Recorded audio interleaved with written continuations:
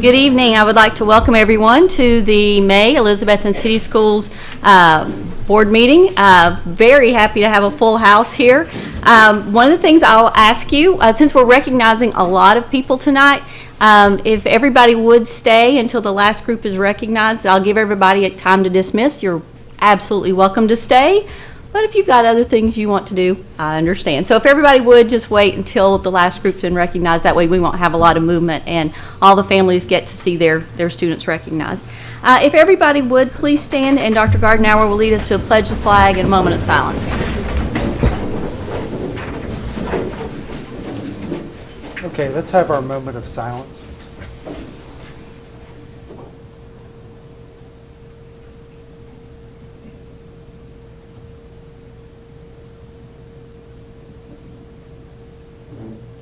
Thank you.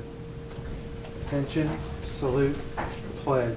I pledge allegiance to the flag of the United States of America and to the republic for which it stands, one nation, under God, indivisible, with liberty and justice for all.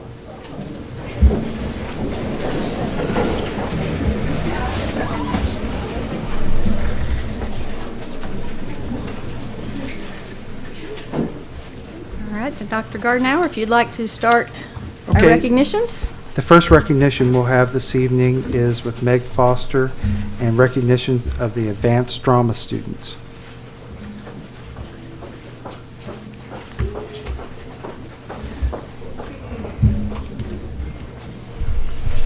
Thanks for having us.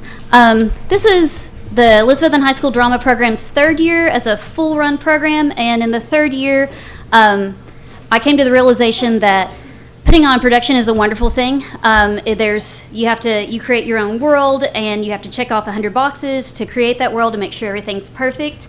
However, you do that for a room full of people you love. So one thing that I thought was missing from our program was some critical feedback that didn't come from parents, loved ones, and me. So we began to dive into the world of competitive theater, and this was our first year, and I'm happy to report that we were very successful. I'd like to recognize the following students. This is from the district tournament, first of all. There are 7 schools in the district, and there are up to 14 entries in each event. And the top 6 are recognized, and the top 4 go on to state. So if the following students will please approach the platform. First of all is Brittany Kitchens, and her event was solo acting.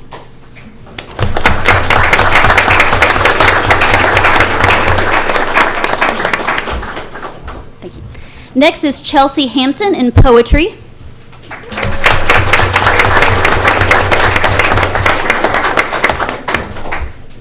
Followed by Madison James in storytelling.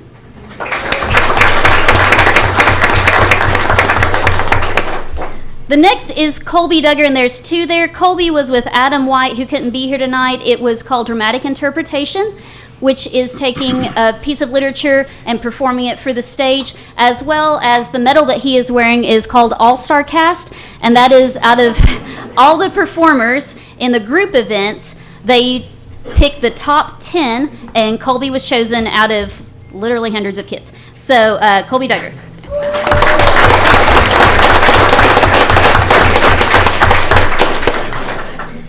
Okay, the next, there's 2 that are recognized together. Bess Allen and Emily Jenkins, they did a duet interpretation, duet acting, which is like a scene.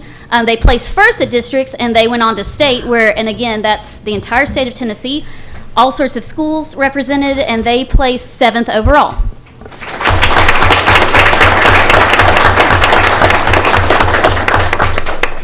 And finally, Madison Townsend, she was in costuming, and if you're wondering how do you do that, they give you a list of plays, you present them with your work and your samples and whatnot. That only competes at the state level, so she placed 4th in the first round and 5th overall in the state of Tennessee for costuming. Wow.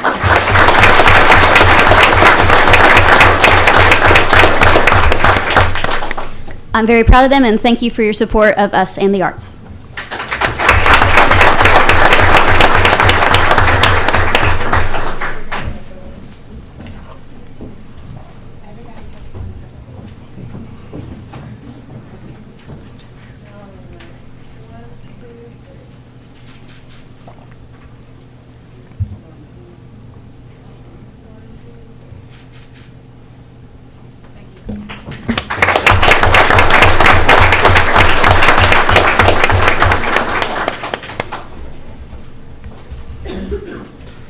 Okay, our next group was going to be the recognition of T.A. Duggar Girls by Travis Williams. However, we have so many of you in D.C. that we're going to move on to the next one.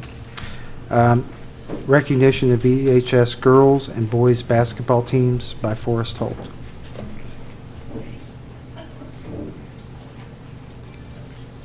Or, Okay. I'll go ahead and ask, I'll guess both groups come on up. Who is not here?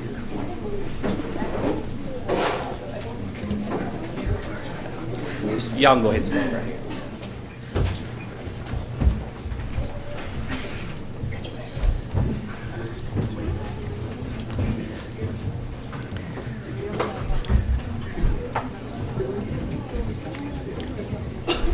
Apologize for some of our student athletes are down supporting the baseball team down in Murfreesboro, so really hoping that they get things done tonight. So first thing I want to say is when I see this group up here together, we got to do a really neat thing. Our parent organization's raised enough money where these kids at the varsity level got to go to Daytona, Florida and play in a tournament. And you know, that was one of those things where we got to ride down together and spend some time together, and that was really neat. Just, you know, quickly, some of the accomplishments on the boys' side, and then I'll let Coach Andrews hand it off to him. 23-7, really good overall record for our boys' team this year. We were co-conference champs, pretty best conference record, 11-1 since I've been here, and ended up putting us out in the region semifinals. But we were able to be district champs. We had a lot of individual accolades. The district tournament, we had Eric Wilson, who was our district MVP. Eric also got all Northeast Tennessee. He got all conference. Nico Ashley, he got all conference, all district.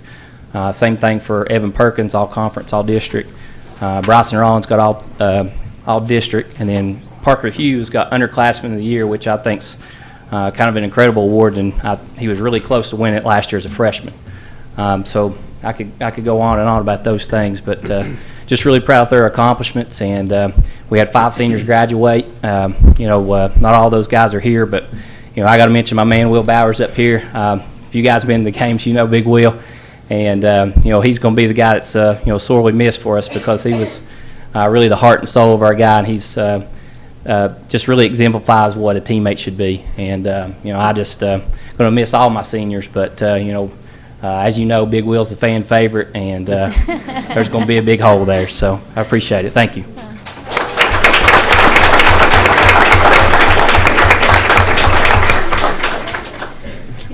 Like Coach Honeycutt said, really want to thank our parent organization for the work that they put in to give us those opportunities to go on those trips. These girls, I don't really want to say our record right now, but we ended up being 11-21. And if you look at that, you'll think, why are they standing up here? Well, they kept it together all year long, faced adversity. I don't think we played a single game where we had a full roster. Somebody was hurt, somebody was sick. But you know, I'm gonna brag on my seniors. Because of our senior leadership, they were able to keep us together, you know, and peak at the right time. They came together at the right time and made a good run. You know, we didn't finish like we wanted to at the end, but these girls are a tight group set of girls. I mean, they are for each other through thick and thin. They'll fight me and the other coaches if we get on them, you know. So really appreciate them. Really appreciate your all support. And going to miss them. Going to miss the seniors a lot, because we get close. You know, you're with them 2 or 3 hours a day. You know, feel like you fight and fuss like your brother and sister, and we just want to take care of them. But really excited to see what they can do in the future, especially those 3. And I appreciate them. And we were district champs. That was the 10th win.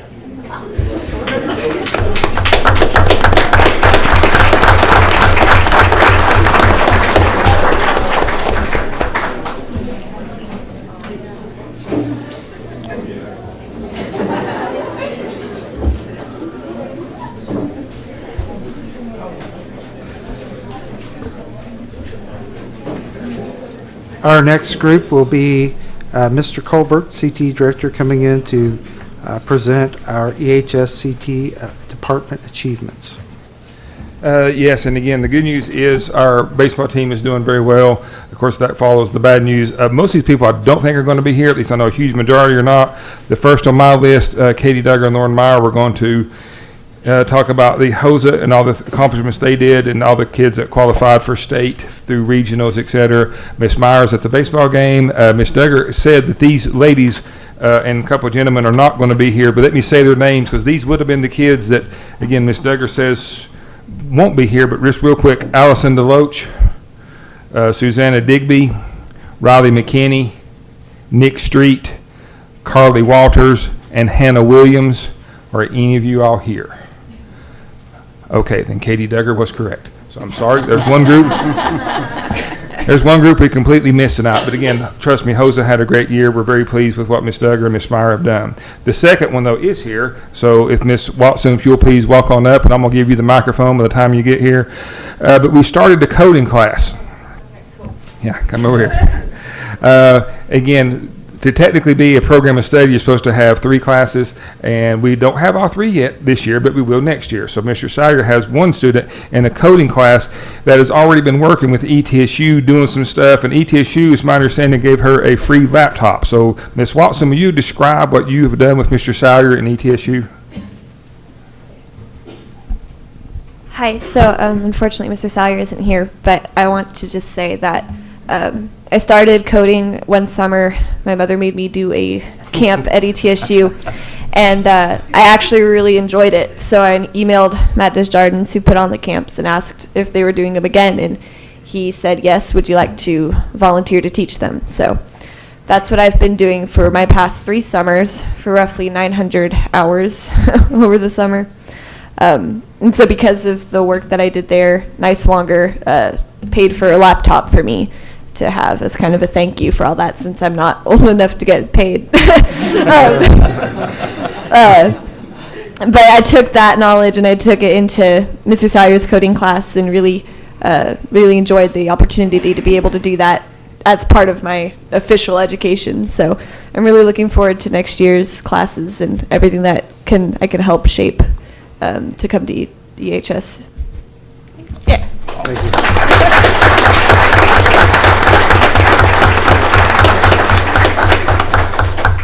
Yeah, I'm assuming Miss Becca's going to get your photo, so you'll stand there. And while you do that, is Miss Wilbur, Mr. Clevenger, anybody here?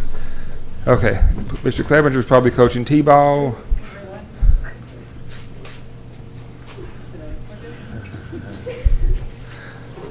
Okay, since the business teachers are not here, let me go ahead and go on with their list.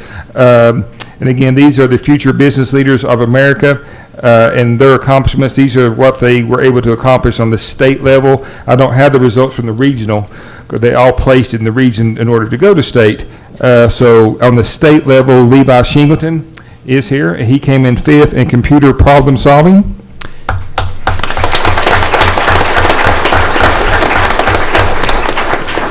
Gavin Forsyth came in 4th in cybersecurity.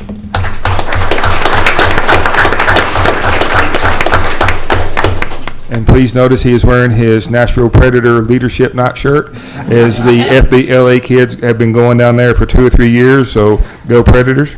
Brandon Caudy was 4th in Intro to Business.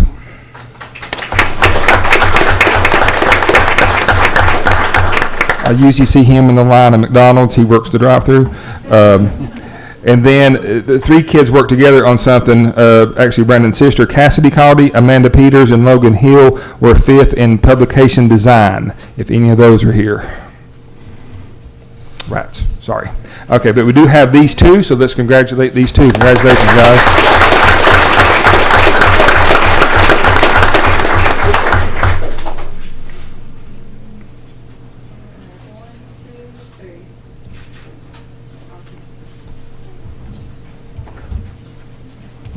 And Mr. Myers, if you'll start working your way up here, I'm going to let you have the microphone.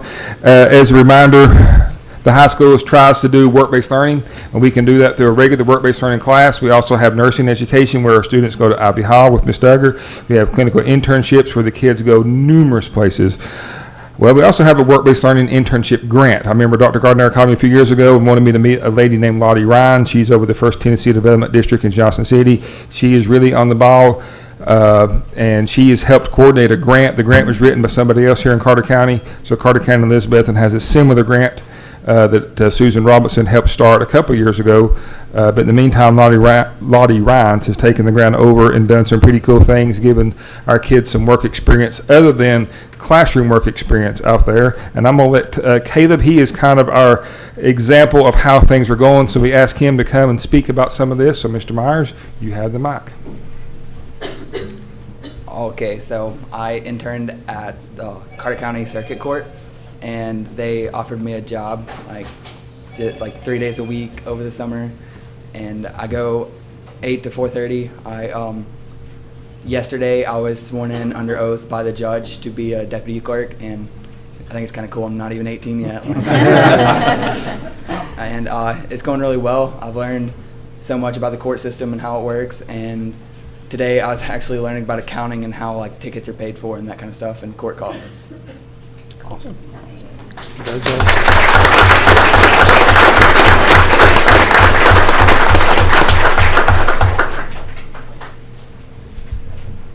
We had some other students do this as well, but again, most of them are gone. So Caleb was going to be the speaker for everybody, and Ms. Price is going to get the picture.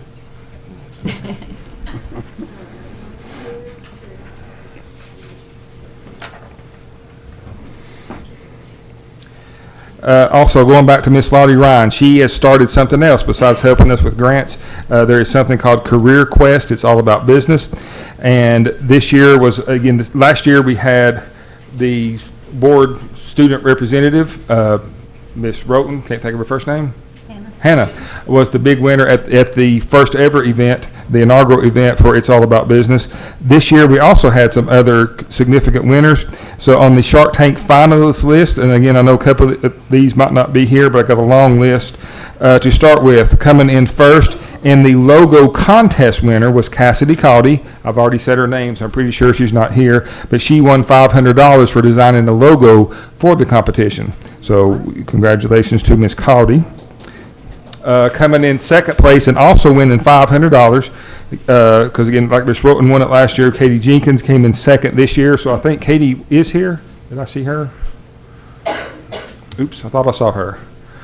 Okay, well, she won $500 as well. So back a couple months ago, she came in second in the Shark Tank It's All About Business. But some other significant folks that were recognized, because again, there were about 15 or 16 high schools that were asked to compete in the Shark Tank experience.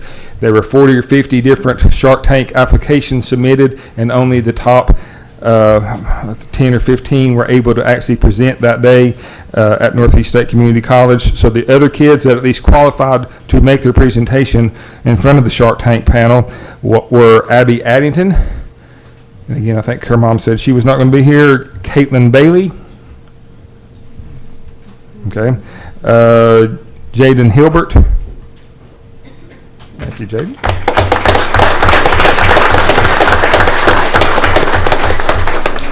Brittany Kitchens.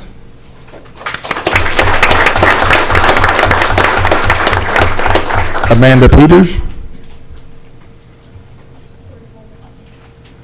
Adam Rose. Levi Shingleton.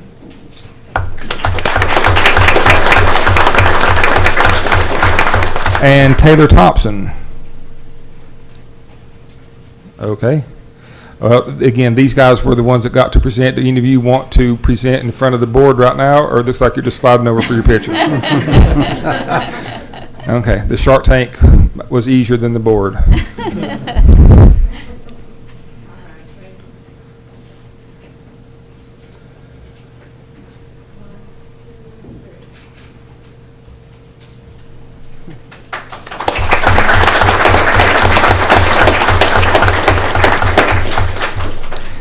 And again, 3 years ago, we started a class called Computer Exploration. We've changed the name of it a little bit. We call it Cyclone Experience.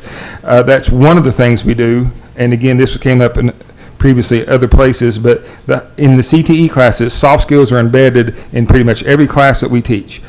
That is an important thing. And it just so happened that the It's All About Business competition included interview skills. So we actually, again, for the second year in a row, they've only done this for 2 years, we've had more people get recognized for a superior rating on job interviews. So they were given a certificate that day for a superior rating on how well they interviewed. And so I have a list of 5. I think a couple might be here, but Hannah Cobal,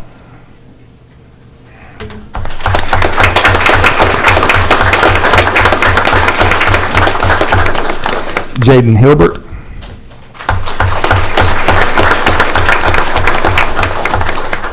Haley Ferguson, okay, Macy Fulmer,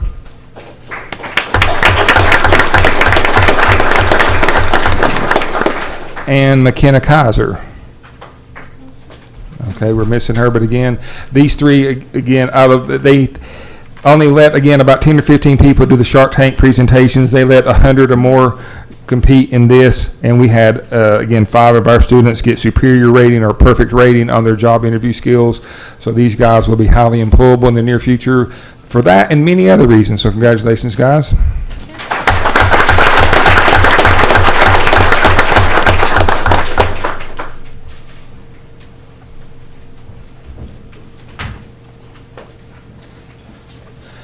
But we do have one other CTE teacher here, though. So I think she is going to come up, because I know next on the list is the FFA recognitions and so forth. And if she doesn't mind, I'll let her do criminal justice as well, because I'm sure you're tired of hearing me. So I'll step out of the way. That Miss Likens, who again was hired this time last year, she is our agriculture teacher doing a good job. I'll let her introduce all the FFA and criminal justice winners.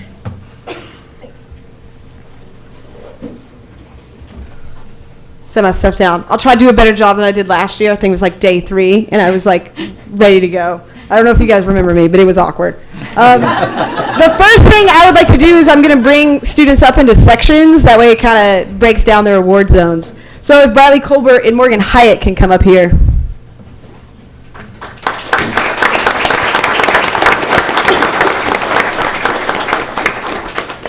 Each of these students received their Tennessee FFA state degree. It is the most prestigious award an FFA member can receive in the state, with only 10% of all members receiving this degree, and there's about 14,000 Tennessee state FFA members.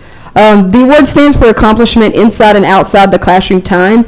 Recipients of this degree must do several things. They must be an active member in the FFA, in their community, and in their supervised agriculture experience.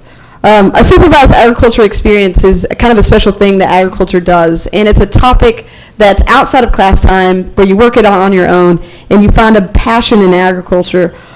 So both of these students standing before you today received this degree in March at our state convention. This is a true testament to their hard work inside and outside of the classroom. This award is a special achievement that can be worn on their official dress in 2 locations, one being above the name and one on these really fancy chains that I got them that they will wear every day. So if you guys can take your little chains, they're pretty special. You guys will look cool now. That's what they say.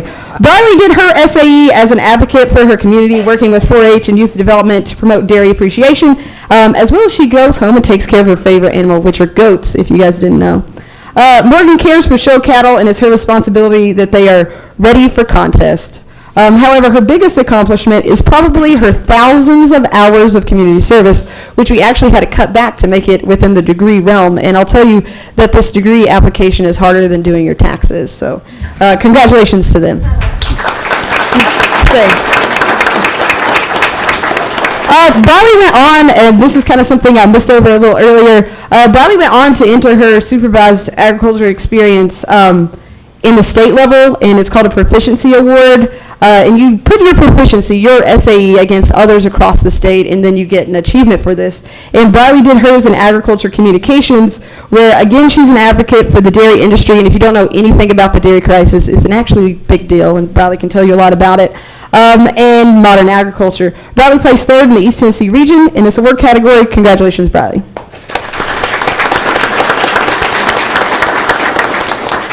All right, will the Envirothon team come up? Emma Honeycutt can't be here today. Nathan Batchelder, I didn't see him today. He's a senior, so he's probably done with us. Cami Isaacs, Maddie James, Cheyenne Bowers. Come up here. Just scoot down. Don't be awkward. Scoot down. kids these days.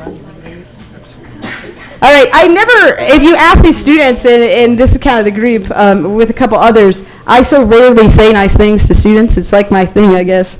But Envirothon is one of my favorite competitions throughout the year, and that's because they're tested on a lot of competition levels that we do, whether that be forestry, wildlife, aquatics, soils, and a special topic that relates to modern agriculture. This is because during most of our competitions, they are split up for 10 hours a day and don't get to talk. And this is the only one where they get to interact with each other all day. So it's kind of cool to watch them come together and test their knowledge and share and help when needed. And it's kind of a unique experience to watch them, and it's the only competition I can actually watch them compete in. So that's kind of interesting. Their hard work paid off with a 4th place victory in the region.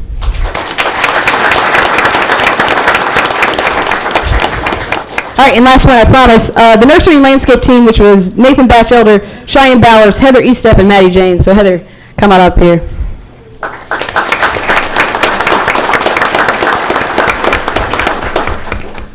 So I've been an ag teacher for 3 years, which feels like 3 minutes, but 3 years is closer to retirement, so I'm going to go with that one. I've never worked with a group of 4 students who are always correcting me. Not like these students do. They're just simply better at me than anything I could ever imagine. These students dedicated their lives to the contest for months. They can read and interpret landscape maps. They can identify things. And when I say they can identify things, they can identify 115 plants, 81 pieces of equipment, 44 landscape pests and diseases, and do this all when you show them one at random in less than 30 seconds, because those are the contest rules. So that's over 200 pieces of items they can be shown at random and have to identify. These students can be landscapers today.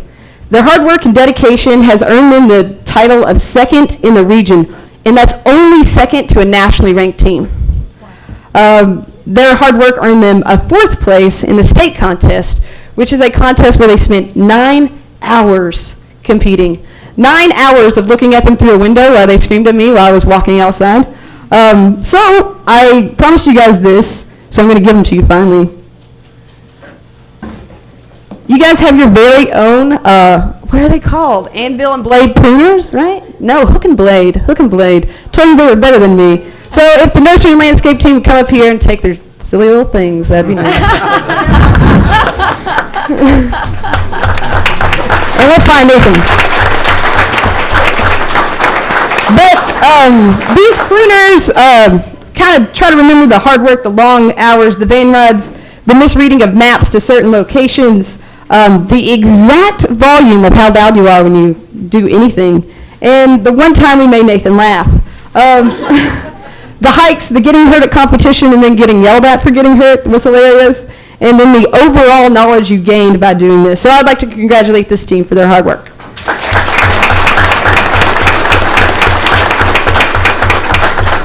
Oh, I don't like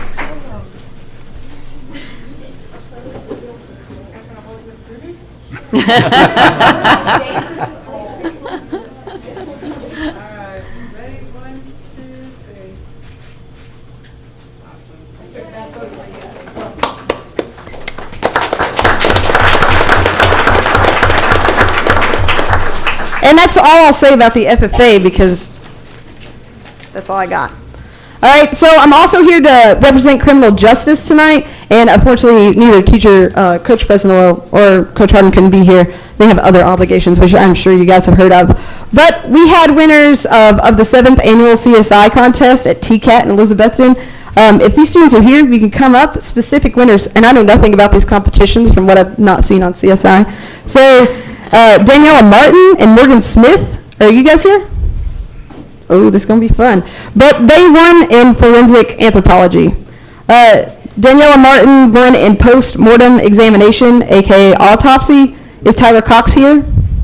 He won for field sobriety, which is pretty cool. And then Damian Davis and Cassidy Cadley won for glass analysis, and Lydia Bradley. Oh, yes. Let's go. Lydia represents the whole criminal justice department today, but she won for constitutional law, and I'll tell you this, I know that I've talked to both of them, and each time they talk to me, they talk very highly of their own students and how good they are, and a lot of times they say they could go straight into the field of which you guys do. So congratulations to you and to your fellow teammates.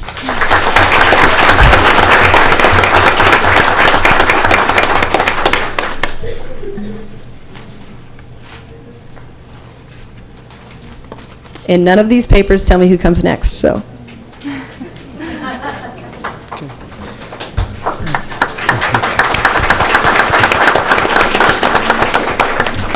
Okay, EHS girls volleyball, Ms. Bradley.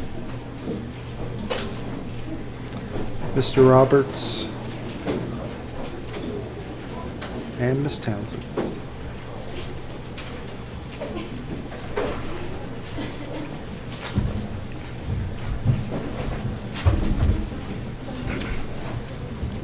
Probably going to have to slide down a little bit. There you go. Thank you for having us.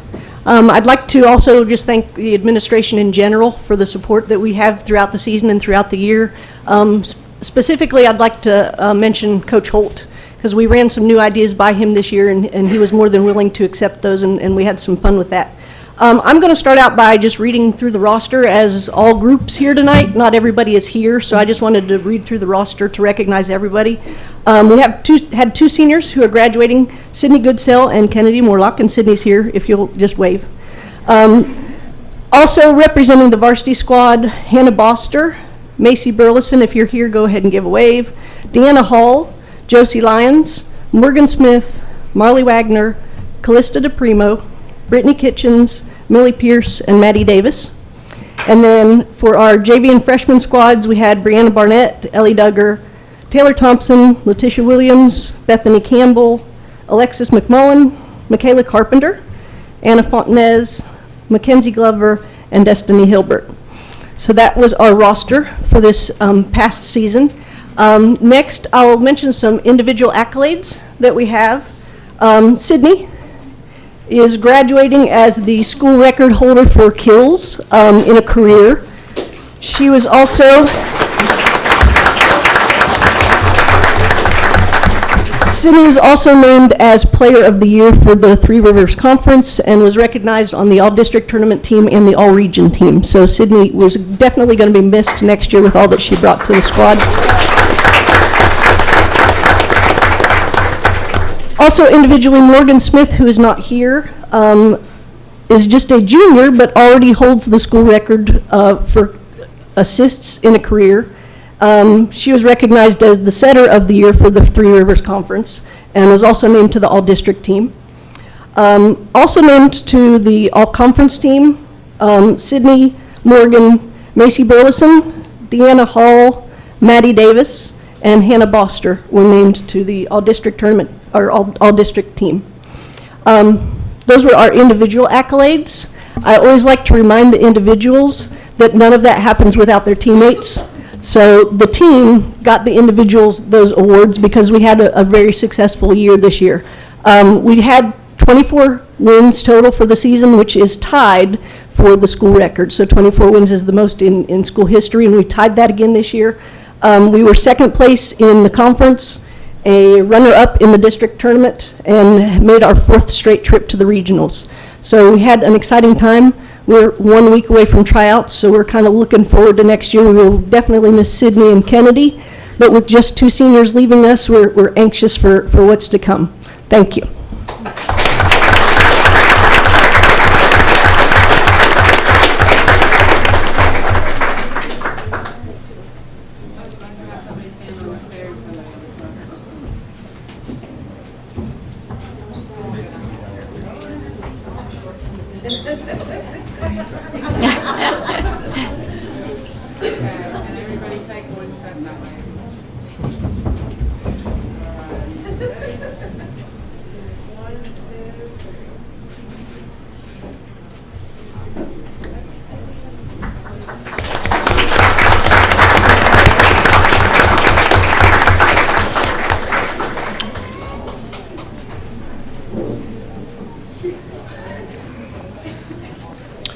Okay, Mr. Wassam and our NPR challenge. Hello. I am here to talk about the integrated English and history class that we've started this semester at the high school. Last semester we were here talking about our Save Our Stories project, which we had students write about local veterans. They would interview them and publish those pieces in the paper. And this semester we chose to do something a little differently. We decided to enter into the NPR Student Podcast Challenge, which is the first one they've ever had for National Public Radio. And so we took the existing kind of model and switched it into audio storytelling. And we challenged our students to take a local piece of history, a person from our community, some story from our area, and really dig in deep to it. And the podcast competition, just to give a little context, had entries from all 50 states plus DC. There were about 6,000 entries, and we found out about 2 months, or I guess about a month after we turned it in, that Elizabethton was the one high school winner out of those 6,000 entries. So there was one high school winner from Elizabethton, Tennessee, and a middle school winner from the Bronx. And so that was a really satisfying contrast there. So, but our winners, who I'm going to introduce now, we have Deanna Hull, Caleb Miller, Jackson Holly, and John Googe, who I haven't seen him yet. Is John here?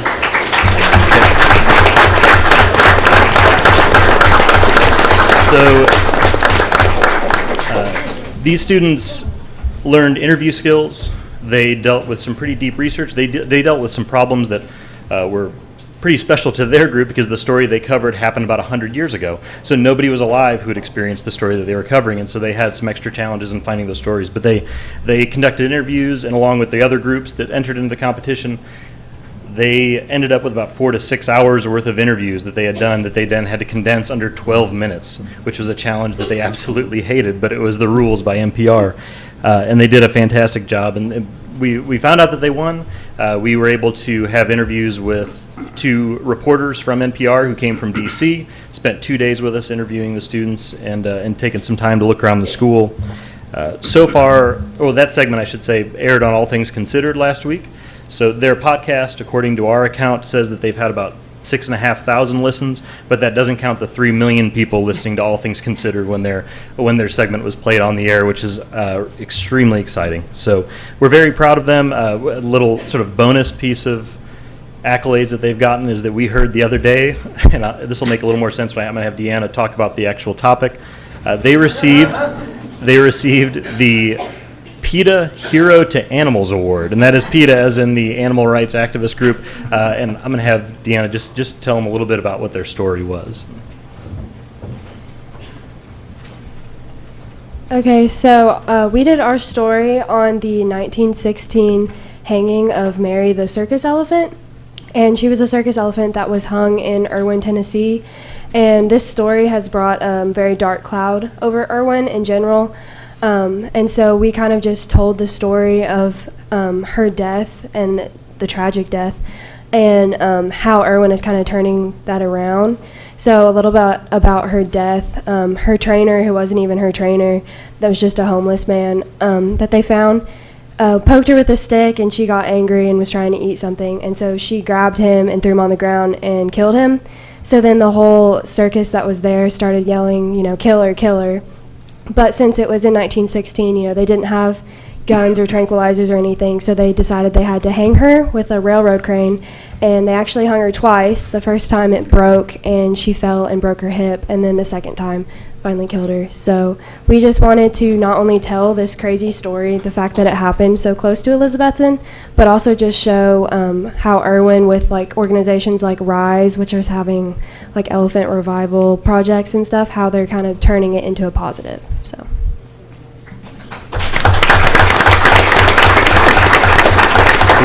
We're extremely proud of them.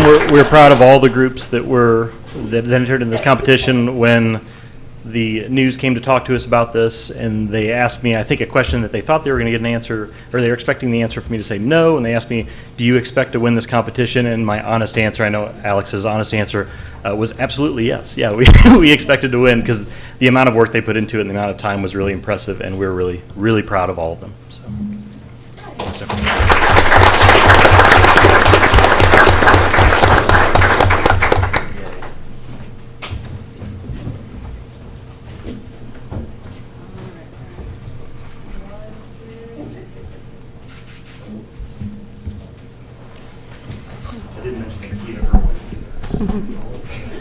I will say something. I had an opportunity to speak to the mayor of Irwin. She was at the high school, and they have been trying to bring some national attention to the positive things that Irwin is doing to try to help elephants, and they've had zero success in getting anyone to pick up the story, and our students gave them the national platform that they were so excited about. So there, it was an extra bonus, but she's just so appreciative that they now have that opportunity to talk about the good things that's happening, not just that cloud that's hung over them. So thank you all. Well, if anyone would like to leave, I'm going to give you a moment to leave, but you are welcome to stay.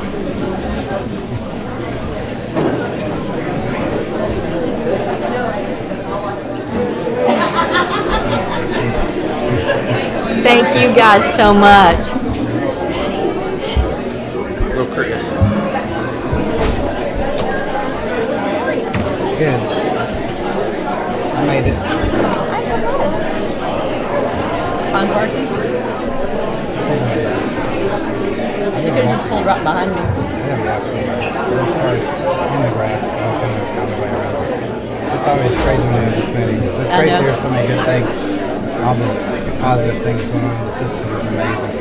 I guess we had to get them all in at the end of the year before they all started dispersing. Yep. Clear the room then. I hope you're cooling off. Yeah, I hope so too. Yeah.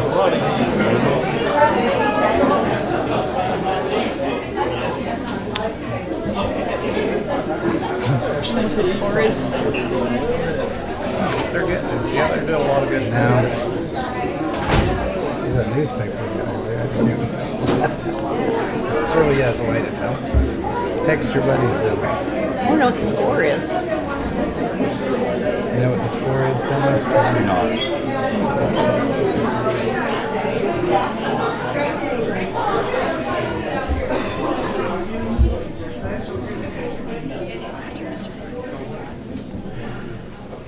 I think it didn't start till like 7 or 7:30. So They're an hour they're an hour behind. behind. Yeah. Yep. Yeah, so they're probably just now getting on the field. Is baseball game An started? hour behind us. Baseball. Is it 6 today? I think it's 6:30. Yeah, that's So what 7:30 hour time. 7:30. Okay. That's what I'm guessing. All right, so now the not so much fun part, but that's always so great to see all those students here and hear all the stuff that they're doing. So it is time for citizens to speak in accordance with Board Policy 1.404. No one asked to be on the agenda prior to the meeting, so we will move on to the consent and regular agenda. Can I get a motion to approve? So moved. And a second? Second. Thank you. Any questions or comments on the agendas?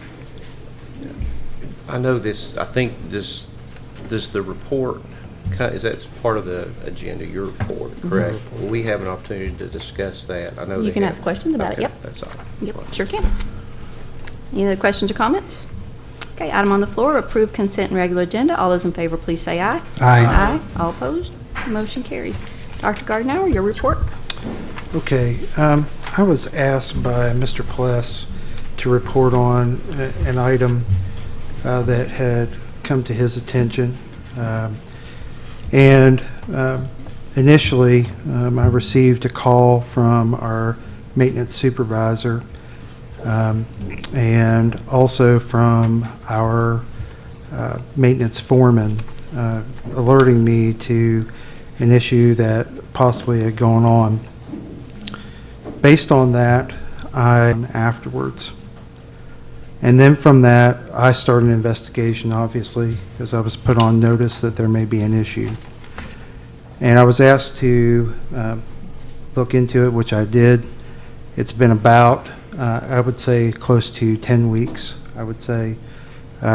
Anytime that we do an investigation into anything dealing with money, it's always takes a while. We have a lot of money is a very interesting thing. We have a lot of people involved and that type of thing. We also then have to go through and check a lot of other parts to make sure that we do not have issues going on other places, which I did during that. This report documents the findings from the investigation into reported improper sale of scrap metal by the maintenance department. The findings are as follows. The practice of selling scrap metal started in 2013 upon the approval of a prior superintendent. and ended in January of 2018 upon the direction of the maintenance supervisor. Scrap metal was an accumulation of leftover scraps from construction, demolition, damaged equipment, and surplus items that were to be disposed of. The maintenance department held cash obtained by the sale of scrap metal in a petty cash fund to periodically reward extra effort on behalf of the maintenance department, with most of the occurrences being at Christmas.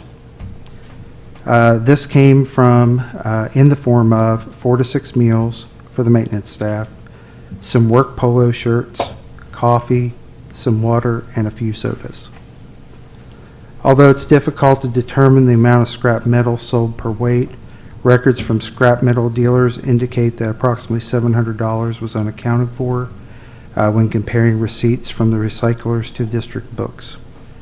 This approximately matched what the employees reported as collected and spent for rewards.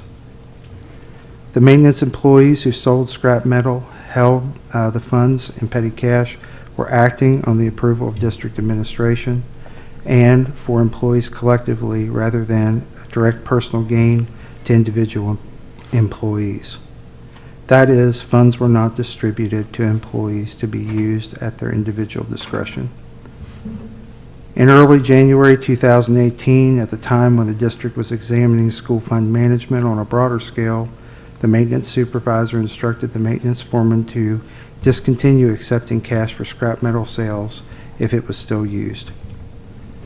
Based on reports and records obtained from local recyclers, no scrap metal has been sold since January of 2018. Nevertheless, local recyclers have been informed not to give cash but to write a check to the school system for scrap metal if there should be any future purchases from the district. The EPD, Tennessee Risk Management Trust, our attorney, and local auditor were consulted during the investigation. Financial records were reviewed to see if there were any scrap metal sales at other district locations. During the course of the investigation, a report was made to the Comptroller of the Treasury. To date, the Comptroller has not initiated a state investigation. As a result of the investigation, more training was conducted to make sure individuals were able to are made aware of proper procedures regarding sale of surplus metal and proper management of school funds. Because maintenance employees acted with the approval of a prior administration and because the practice was immediately stopped when they were so instructed, the maintenance employees received verbal counseling. I would like to say one other thing about the way this was handled. In my conversation with Tennessee Risk Management, I consulted with them. What they told us is if the board does an investigation, you will not be covered by insurance for the board. All matters have to be directed to the director of schools, which then I have to investigate, and then I have to come with findings if that's it. So I just want to caution the board to be very careful about that. Obviously, you're not paid a lot as board members to be on the board. I do not want there to be anything that happens as a result of getting involved in doing investigation and then opening the board or yourselves up to liability. Thank you. I'll address that first. When this was brought to my attention, I did not know whether it was a viable issue or not. I could have turned it over at that time to have an investigation done. My prior experience told me I needed to verify it first. I would do that again. I was not going to bring it. If there was nothing to bring, I would not have brought it up. But obviously with past history, I had a very close connection to very similar things. And was very curious, is what I told you on the call, because I contacted you after you sent an email out to the board saying you'd be doing an investigation. I think I informed you that I thought I was aware of what it was over and that I would be very interested based on my prior experience. So I appreciate your caution, but I had a really hard time just turning that over and having trust that it would be handled the way I felt like was appropriate. But I don't really want to revisit. I really want to just talk about this. I have some questions about this, if that's okay. My first question is there not it talks about in board policy, an administrative procedure for disposal of things? That is correct. Okay. Why do we have to stop? I guess there's a confusion. Why do we have to stop that practice if in 1 year's time, my investigation found a little over $1,300 in about a year's time in one place, okay, at one vendor. About $600 to $700 of that were in the amount of 2 checks that was turned in, which left that balance that I'm assuming you give here approximately $700. So that's $700 that, what I was told, there's a proper way to do that. It's obvious that there's been training, but why would we stop that practice that's money that because I'm going to make an assumption that this year that you looked at was a fairly typical year. I don't know that. Well, I do, but I don't know what you know. But why would we stop that practice if there's a way to do it? And I think it's because of what took place about 13 months ago, and the fact that it was just, if it was being done incorrectly, okay, sounds to me like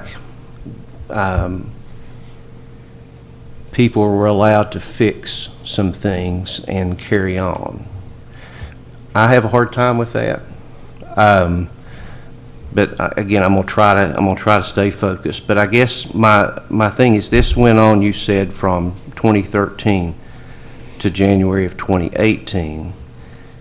Do you have any records of anything other than 2017? Did you go back further? Okay, because I found that this amount I found in one vendor. Just I could cover that in one vendor. I actually looked at 2 vendors. Okay. And so I also reviewed records from the school system that were there. So when I went up to, there was one local recycler I went to, as I found out you had also done, prior to talking with us about that. And and then when we talked on the phone, I went up to that recycler as well. I sat down and went through every record that was there that they had. Now that covered, and essentially covered somewhere maybe back 2 years. They did not start the recycling business, I think about 2.5 years ago or so. I knew that there was another local recycler in Elizabethton, so I also contacted them to see if there were issues there. And in that, I did find an issue in that as well. So that's how I determined the amount of time that was there. Also, employees during the investigation reported to me when it started and approximately the time that it started and then when it stopped. Okay, so 2013, but what I would imagine is there are other places for scrap metal. I mean, we didn't all of a sudden in 2017 just have scrap metal. I think that's a fairly consistent thing, and if you're talking about $700 in 1 year period, and you've got 13, 14, 15, and 16, potentially 4 other years, based on what you're saying here, is it started in 2013. That's what the investigation found, in looking at the records that I Okay. had. Well, and again, that's fine. I understand if it was $5. Policy was broken and procedure wasn't followed. And I do think these guys deserve things, but there is a way to do that without using petty cash. That's correct. And again, I was told I should know better. Should a supervisor have knowledge of this prior to that? Should he have known better, or should they have known better? There were 2 maintenance supervisors during that time. That is correct. There were 2 maintenance supervisors during that time. Should they have known better? That's difficult to say, but at the Okay. same time, what I would tell you is the policies and procedures are here to be followed. Each situation is different, and we have to look at the facts of the situation and make a decision based on the facts that we have. I understand. This was an approved, according to the reports of what I received, this was approved, and that made a difference. Okay. But prior practice in another situation did not. But I just, out of curiosity, who did you contact with EPD? Shane Darling. Okay. Can you tell me who helped you with the investigation? I did the investigation, this one on my own. I had one interview, actually 2 interviews Mr. Wampler sat in with me on. I sat down with those folks and went through that as I did the investigative part of that.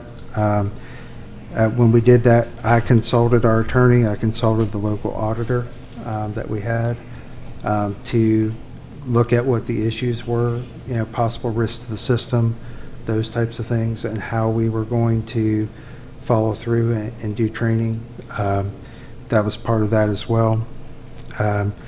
When I contacted the EPD, I was looking to see whether there was anything criminal involved in it. Obviously, that's part of what you do before you contact the comptroller, which we have to do. And so the statute of limitations was up, with it being more than a year since then. So that's what I was told at that time. Okay. So what do we do with scrap metal now? Okay, that's something I wanted to talk to the board about. Obviously, this practice was stopped. I think it is an opportunity for some income, that we're throwing things away anyway. One of the things I discussed and talked with the local recyclers about would be any time that we would have someone come from the school system, even if we were not going to sell it at this point, make sure that anyone that comes from the school system, that we would receive a check. And that way, that gave us the avenue. If the board decided that's how we wanted to do that, we can move forward with that. Since 2018, what we had done was we stopped that, and we've been taking things to the dump. And so that's where we've disposed of those things that need to be disposed of. So if the board would like me to reinstitute that, we've already talked with the local recyclers, we can sure do that. If you'd rather us take it to the dump, we can do that. So I'm open to suggestions. I don't know why we take it to the dump anyway. I don't know why people can't turn in cash. If they go get it, why it has to be a check? There's a receipt. Why can't they just turn it in?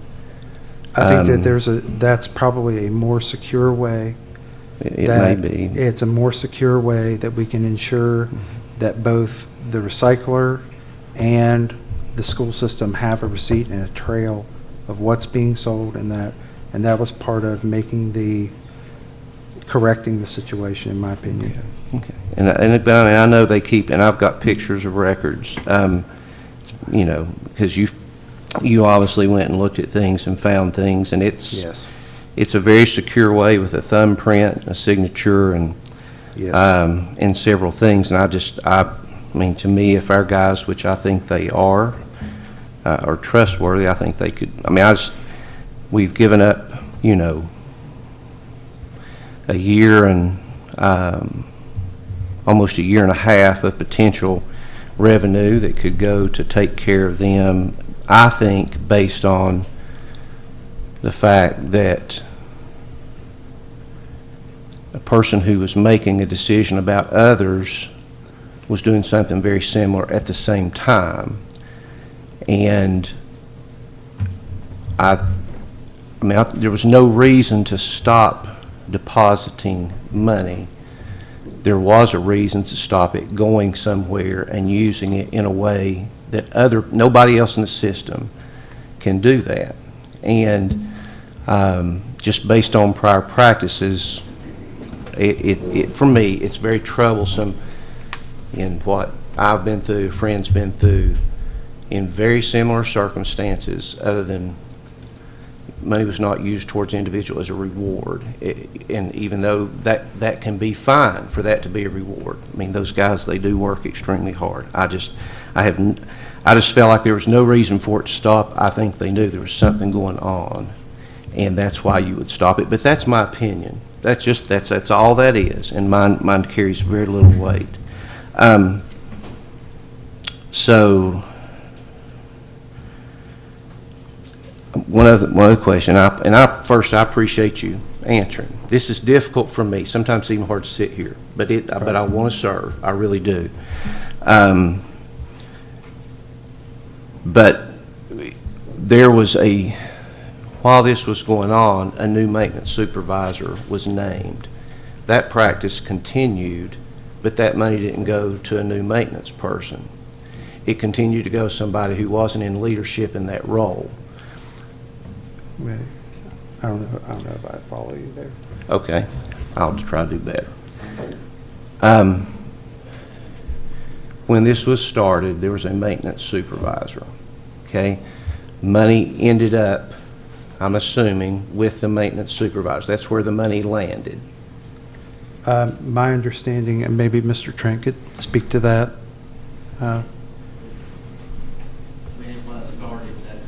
Right. It was brought back to me at the time. So, sometime within the last couple of years, a new maintenance supervisor, roles changed. Okay? That's correct. So there's a new person in charge of maintenance. But that practice continued. The Correct. new maintenance supervisors, and I'm assuming that you questioned both supervisors during that time, but did that practice continue while the one person wasn't responsible for maintenance, but yet money was still coming in? That's not Based my on understanding. dates. It would It line started up under exactly. one supervisor, Mr. Trent, is when it started and it was approved. Mr. Van Huss came in as maintenance supervisor later. I don't know the dates, but it's probably close to a year and a half, maybe. Mm-hmm. He came in at that point. The practice continued at that point, and then it ended up that it was stopped in 2018. Mr. Trent was back over the maintenance department at that time. Mm-hmm. Okay. Now, what I will say is, maybe you speak to that. On that, we did not find that in the investigation, that the practice that went to Mr. Trent during that time, but maybe that the maintenance foreman had it during that time. Okay. Well, I know that the maintenance supervisor at the time did not receive the money, but yet the practice continued. So that's, I'll keep my opinion to myself there. Okay. Bottom line is, the money, though, it has to end up somewhere, somebody, and then that money is spent by someone. Yes. And it ended up, based on what you knew, either with the maintenance supervisor Or the foreman. That is correct. Okay. I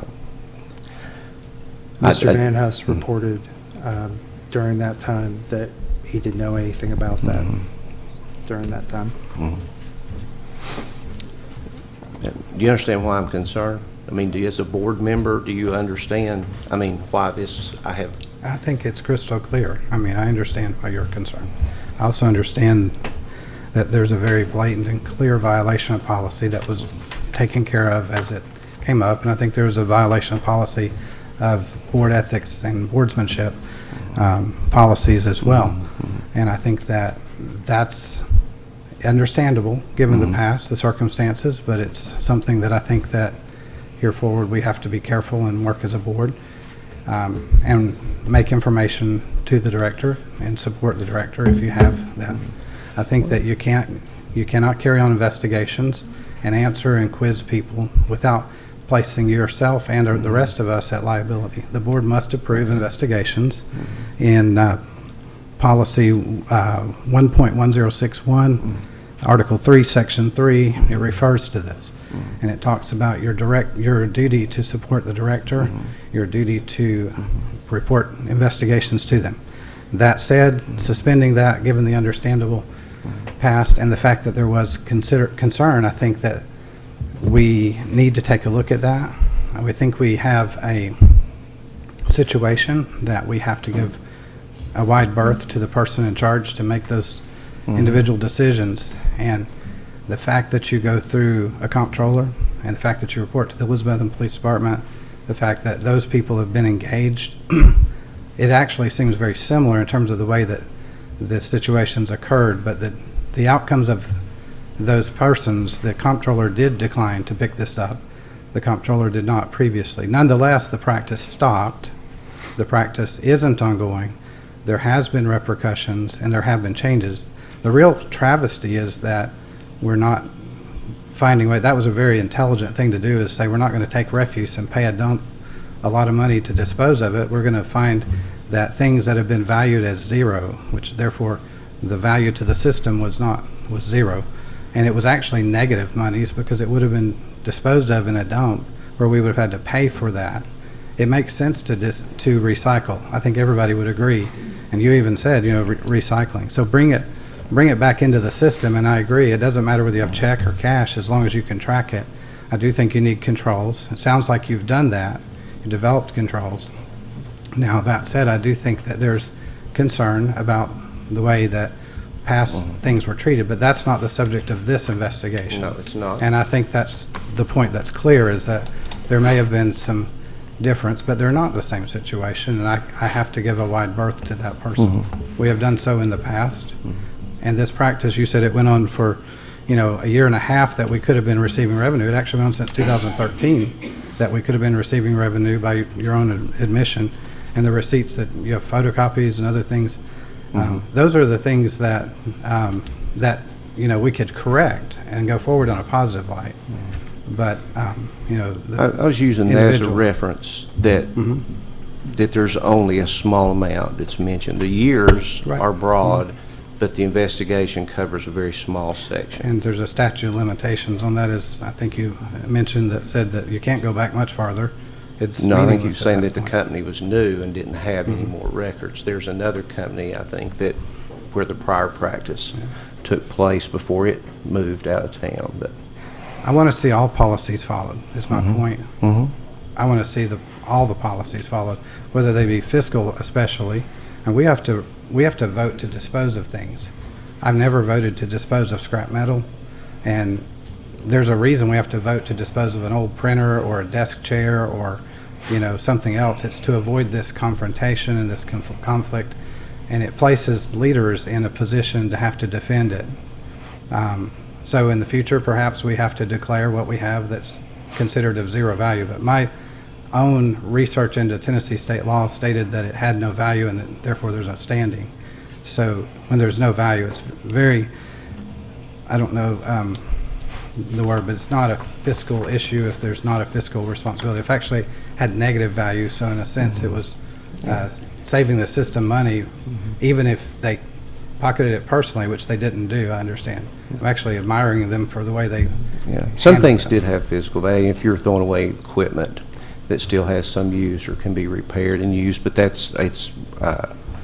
Yeah, I didn't Yeah. investigate it personally, so I couldn't Yeah, tell you well- what it had, and I'm trusting that your investigation at this point. And if we're not trusting it, then as the board, we should investigate it ourselves, but as a board and appoint a board committee to do the investigation. But I would tell you, I would imagine I would have done things much differently if there was not history. I don't want to I cause the agree. board I understand that. any embarrassment or put them in any bad light over this, but I needed to know.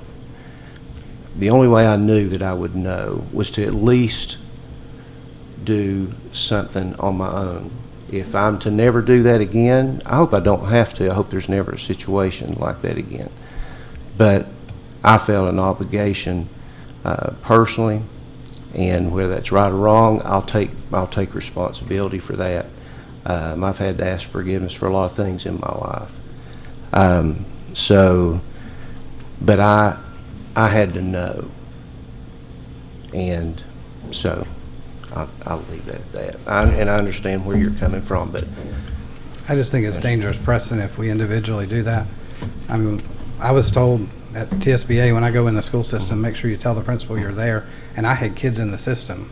So I made sure they saw me as often as possible, and, if it was at a ball game or something, I wouldn't necessarily go up to the principal, but if I came during school hours for my child's benefit, I made sure that they said, tell them I'm here, because those things can very, very much undermine the credibility of the board as a whole, and it can make people pretty anxious. and I appreciate that. System. But I still want it on the record that I- policy and procedure was broken. I agree. Different approaches in this. Oh, well, I was going to ask you if you had a discipline committee like you had for something, but I'll just let that one go.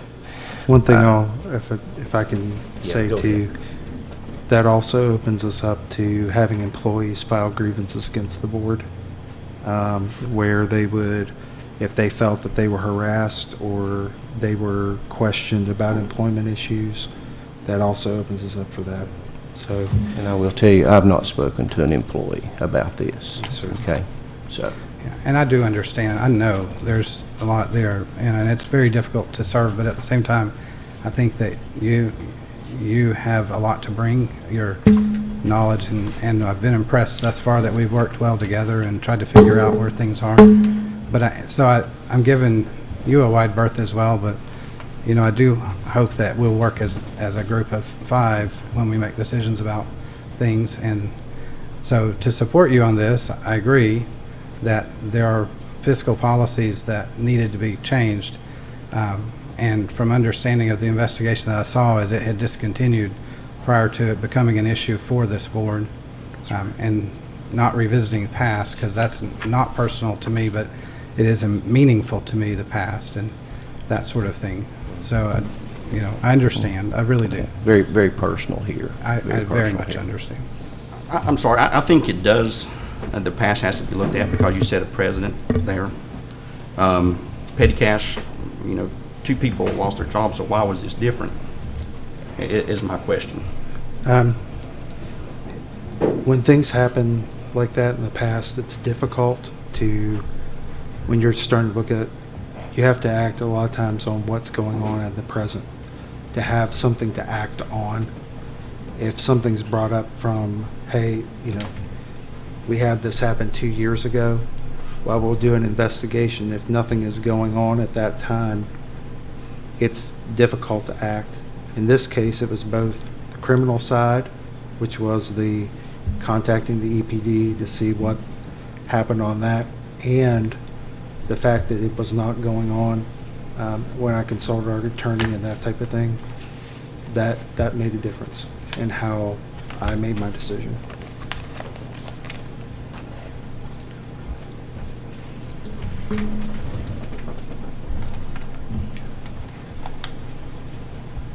Gardner, if you'd like to Okay. continue your report. All right. We have the NPR National Recognition. Obviously, that's been a highlight this month. The fact that it's brought a lot of national attention to the high school. We had a visit from XQ recently. That went very well. And one of the great things happening with that is that we'll have coaching for our teachers next year. And that'll be paid for by XQ to really help them during the process of making the transitions and what we're doing. One of the great things happened also this week is our students were teaching MIT professors about how to podcast, and that was a great thing that was going on. I missed it, but I also I was there a little too late, but was able to talk with the students about their experience. And one of the things they said during that time was, these are just people. They're MIT professors, but they're just people. And so that was a neat thing for them to kind of find out. I appreciate Mr. O'Quinn today, and in the past several months, he and John Lee, for working with our company called Festo, and we'll have maybe more in the future to talk about them, but it's just very exciting. They came down for a surprise visit today at the campus. Mr. O'Quinn brought them through and really has done a lot to make that connection with EHS, so we appreciate his efforts on that. We obviously will have some other national recognition with PETA coming with what's going on with our podcast, so we're very impressed about that. Dr. Newman took a crew down to Knoxville to meet with state leaders about changing our evaluation system. We've been doing some piloting, when I say kind of pseudo-piloting, looking at if there's an opportunity for us to move forward next year. Is that all levels, all grade levels for evaluations? It would be 2.0 would be there for evaluations, yes, for them. One of the things we'll talk about this evening is our pre-K, and I want to spend some time. I'll have Travis Thompson come up and talk about that. The ESGR, one thing, our board received recognition for how we're handling, how we handle great things for our support of our Guard and Reserve units. One thing I'd like to say is that more than 50% of our Department of Defense, including all armed forces, come through the Guard and Reserve now. And so we obviously support that, and Mr. Trent and Mr. Thompson went out and went to the luncheon where we were recognized for our support, and they sent us this document that we'll have Ms. Boer sign, and we'll frame that and put it in the central office. But we thank all of our troops for everything that they do. I want to say congratulations to Mr. Van Huss and our special ed department. They have received word that we have been secured a grant for a SPED coach for another year, and we appreciate all the work that went into getting that ready. Would like to say about all of our state appearances here recently, especially our baseball team tonight. We wish them good luck. And I know that she did not want to be recognized, but I did want to say a word about Miss Perkins. Miss Perkins has been with us quite a long time. She retired recently. She has served this board in a great way. We sent her some flowers to say thank you for all of her time. She wanted to have a peaceful move on to retirement, and we talked with her about that, and she was very happy to. I've received some nice texts from her recently, just talking about different things and how much she appreciated the people here, including the board. So we want to say thank you for all her years of service, and also welcome Ms. Baird as our new board secretary. So thanks for serving, Ms. Baird. Thank you. Do you want to mention this? Sure. The CTE, is that worth Sure. mentioning it? Yeah. We also we had a great meeting with Labaki. We're moving our VR CTE course forward. We will probably be bringing that purchase to the board next month, and we appreciate all of their work in getting us ready to go for that opportunity for our kids at the high school. So thank you for that. All right, and Milena had some students request to come and speak at the board tonight, so I'm going to turn this over to our student liaison. So I have two sweet girls here to talk to you guys tonight, and they have been working incredibly hard on a petition with some other students that were in their class, and they just wished tonight that they could come show it to you all and kind of talk about the reasoning behind it. So. Hi, I'm Emma Turner, and I'm Sarah Byram. And we started this petition to kind of keep Mr. Humphrey, he's the vice principal at Elizabethton. And we introduced the petition to students with the following paragraph. The students of Elizabethton High School enjoy Mr. Humphrey's presence within the school and believe that he alone is capable of making the school day better. Every time a student sees Mr. Humphrey, he always greets them with a smile, followed up by, "How are you?" We believe that Mr. Humphrey has made a huge impact on students and teachers in his short time of being at Elizabethton High School. some of the things that he would do in the middle of the hallway would make us feel welcome, and we loved that to pieces. And most of literally half of the school were happy to see him every morning. When we were handing out the petition, there would be people walking up to us immediately wanting to sign because of how welcome he makes them feel. And yeah, with a smile on his face, he just makes everybody's day like 10 times better. It's very amazing. And on the petition, we ended up getting 405 signatures, which is 5, I think, over half the school. Yeah, half the school. So, yeah. Okay. Thank you all. Thank you. Thank you, ladies, and thank you, Milena.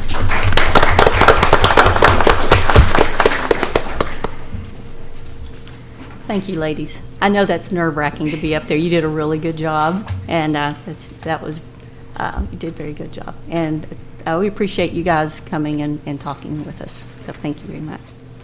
All right, it's time to move on with the regular agenda.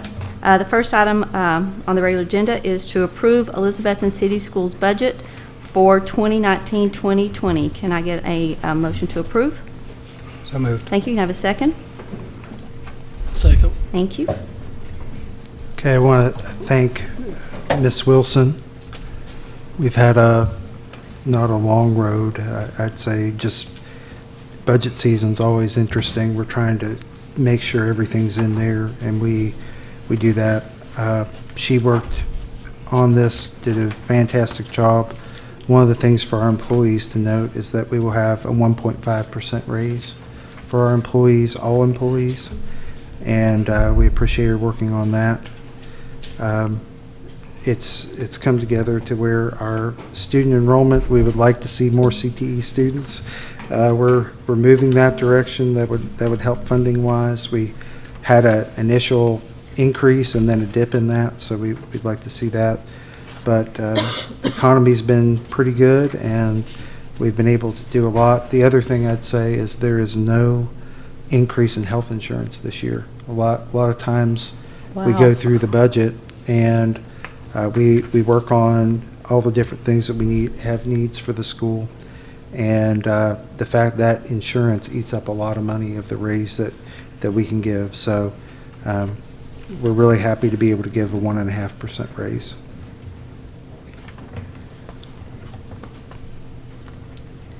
Anybody have any questions or comments about the budget? I just want to speak out on the $35,000 from Milligan. I've already mentioned this. Yes. I don't feel like it's the school system's responsibility to pay for that. They have dual enrollment opportunities just like ETSU, Northeast State. I feel like you're punishing some kids because if they take, for instance, my son, he wants to take 3 or 4 classes at Northeast State toward his degree. He's not getting the class paid for because it's with Milligan. So I have a problem with us to singling out one school and paying them to come in and to pay for the dual enrollment classes for our students. I think it should be open to other schools, not just Milligan. Okay. And I see the design of what we're trying to do with our Cyclone experience and then a capstone course fit what we're having to do. I understand your concern. But one thing I will say is we've had a request, I think it came from one of our students at the high school, when we were talking about increasing opportunities for all students. And you understand that side of it. Mm-hmm. Yes. But at the same time, there were questions about could we put some money in the budget to help pay for AP exams for students, every student that wanted to take it. And that's also in the budget. Mm-hmm. So we're trying to do a balance. I understand how you feel about it. We're trying to do a balance and also meet the metrics that we have to make things go. So I appreciate it. Any other questions or comments? Would Odyssey wear, can they do the French through that? Is that Well, what some of that money would go for, or? We would do it through Nicemonger. Okay. Can they, or have they explored, I guess, because we're paying for that, have they explored that as a possibility? We have not explored that as a possibility yet.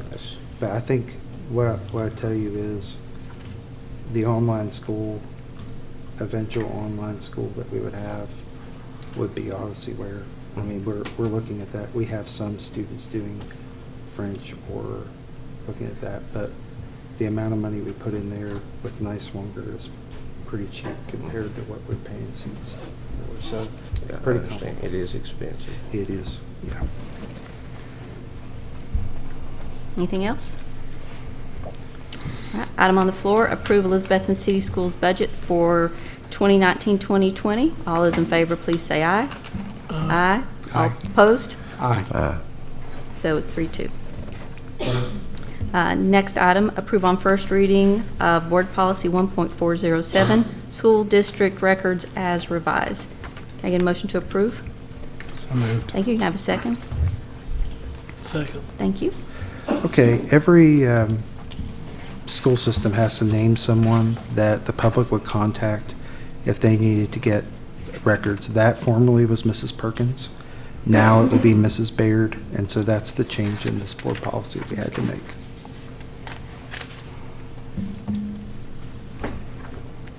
Is there any questions or comments on this? All right, item on the floor, approve on first reading of Board Policy 1.407, School District Records as revised. All those in favor, please say aye. Aye. All opposed? Motion carries. Next item, award bid number 2019-2020-01, lawn maintenance services to Jabez Complete Lawn Care in the amount of $70,000 for the period of July 1, 2019 through June 30, 2020, with the option to renew the contract for 4 additional years per conditions contained in the proposal documents. Can I get a motion to approve? Motion. Thank you. Can I have a second? Second. Thank you. Okay, obviously Jabez Lawn Care has been with us for quite some time and does a really good job keeping our properties looking great. If you'll notice in the bid, we did have someone else that was the low bidder, but based on some family issues has rescinded the bid. And so we're left with Jabez as a compliant bidder. Any questions or comments on this? I know the renewal, I haven't been here, so explain that to me. Does that just have to come back here, but he doesn't have to rebid? Right. So they can be awarded, I think, is it 5% that they can increase, Beth? Yeah, so they could increase it by 5%, and then they would come back to be renewed. Okay. But they can tack on additional money and then have that considered by the board.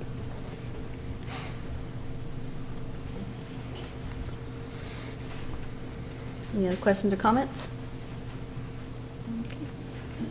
Item on the floor, approve award bid 2019-2020-01, lawn maintenance services to Jabez Complete Lawn Care in the amount of $70,000 for the period of July 1, 2019 through June 30, 2020, with an option to renew the contract for 4 additional years per conditions contained in the proposal documents. All those in favor, please say aye. Aye. All opposed? Motion carries.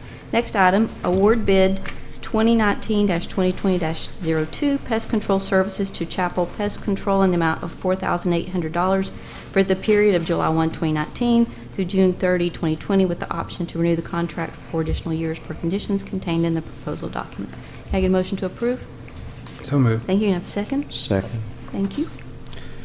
Okay, Chapel Pest Control has been with us. How many years, Mr. Trent, have they not increased their price on us? It's been many.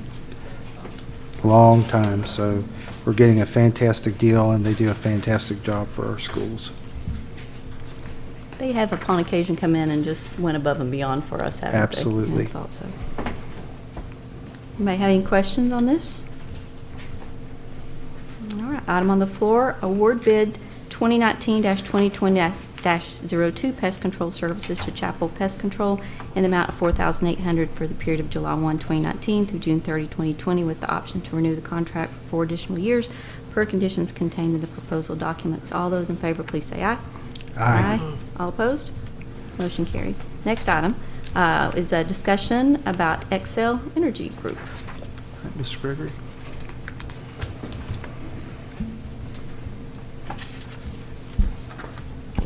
Hello, my name is Mark Gregory. I'm with Excel Energy Group. What a great night to be here with all the awards, and congratulations to your district for the students and all the accolades that they received. That's very impressive. So I better start off with, we were awarded the TVA Excellence in Lighting Award for 2018, so how about that? Congratulations. Well, congratulations. Like I said, I'm with Excel Energy Group. I'll tell you a little bit about us so you'll know who you're talking to. We've been in business for 25 years, and in that time we've worked with over 1,700 school districts to do lighting upgrades.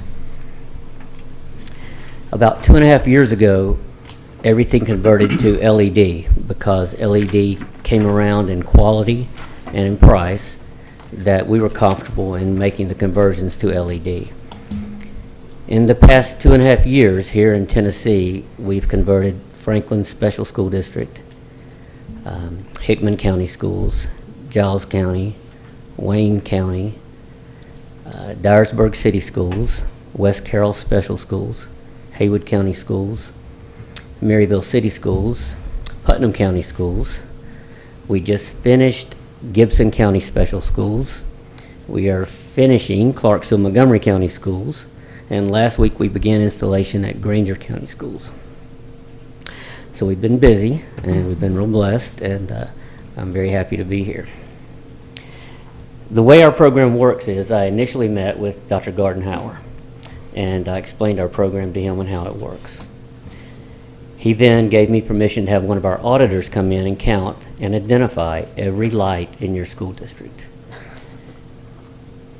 That is something I cannot do. I've tried it, and I get turned around and lost, and it's just scary. So we have people that do that, thank goodness. That information is then turned into our office, where it was put into a proposal. You guys all have an executive summary of that proposal in your packets. I went over that with Dr. Gardenhauer and Mr. Trent, and then he was kind enough to invite me to share that with you guys here tonight. Your proposal is for all new lights. About 4,600 lighting fixtures are in your district. Of that, about 1,700 of those are brand new fixtures. A little over 2,200 are retrofits, like this room would be retrofitted because these fixtures are in good shape. That's a high percentage of new fixtures in a district. Apparently you have some old ones.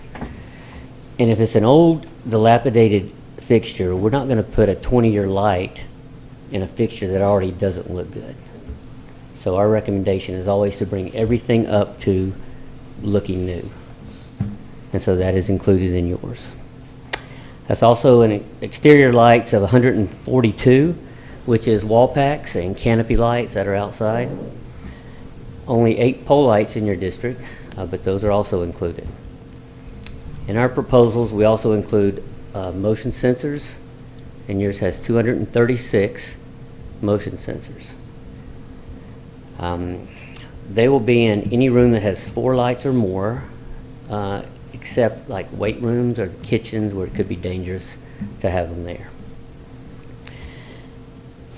All of those school districts that I just mentioned to you are now referrals for us, and that's comforting. As a matter of fact, I received an email from Gibson County last week thanking us for the efficiency and professionalism of our installation crew. And they also said that everyone there loves the new lights. And they also added they're looking forward to the savings. So. But our program is different than many you'll hear because your savings are guaranteed to pay for everything that you invest in the project. And we guarantee that in writing. So your total cost of $682,233 will generate energy and demand savings of a little over $70,000 a year. You'll have maintenance savings of a little over $9,000, and that's just lights that you won't be replacing anymore. Now you're replacing fluorescents on probably a daily basis. I mean, you probably have guys that do that. We don't count any labor savings in that because I know the guys will find something else to do. So we have your total savings, and what that does is results in a positive cash flow for the district of a little over $19,000 a year with a payback of 4.3 years. Any questions about how it works? We dispose of everything, that's all included. There is no surprises here. I mean, this is a total turnkey operation. Our installation crews work at night. Even if we're working in the summer, they'll still work at night.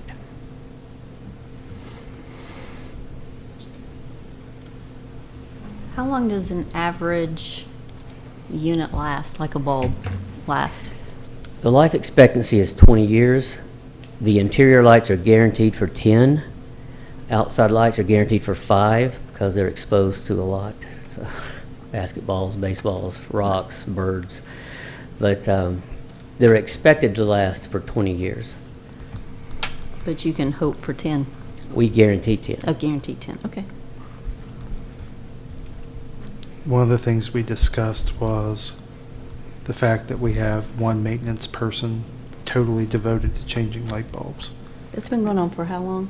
Quite a bit of time. Now, we're 25. getting better because we've replaced some of our lights already, but it is a major, I mean, if you figure we're paying them $35,000 a year plus benefits, to do that for a year, the amount of work that we would receive back just in that person. So it's not just the fact that we gain savings every year, but it's the fact that we get that person back to do other work as well. So that's a big part. We have put some money back for energy efficiency, energy savings. We have about $140,000 put back for that. I would say that in looking at that between this year and next year, we could probably get cash flow positive and then move from there to making a yearly payment until it was done. Now, the more cash we put up front, obviously, the payback's quicker and could help us move it forward. But in the savings that we would realize, then year maybe 3 to 4 on, is about $80,000 in savings from that point on, plus a maintenance person. This includes all new LED high bays for your gyms, and that's what the public will notice outside, and they'll notice the gyms. When you have your competitions there, they just look fantastic. Now your students and teachers, they'll notice everything. So when you spec these, the lumens output, how do you determine you use the word inadequate lighting. What is adequate and inadequate in terms of the light output relative to what's currently being given off by these? These are dim to me. You know, we will we'll meet with your folks ahead of time and determine the light levels that you want on the desktops, and we'll make that happen. We've been doing this long enough, and we know that you've got to get what you're looking for, or you're not going to be happy.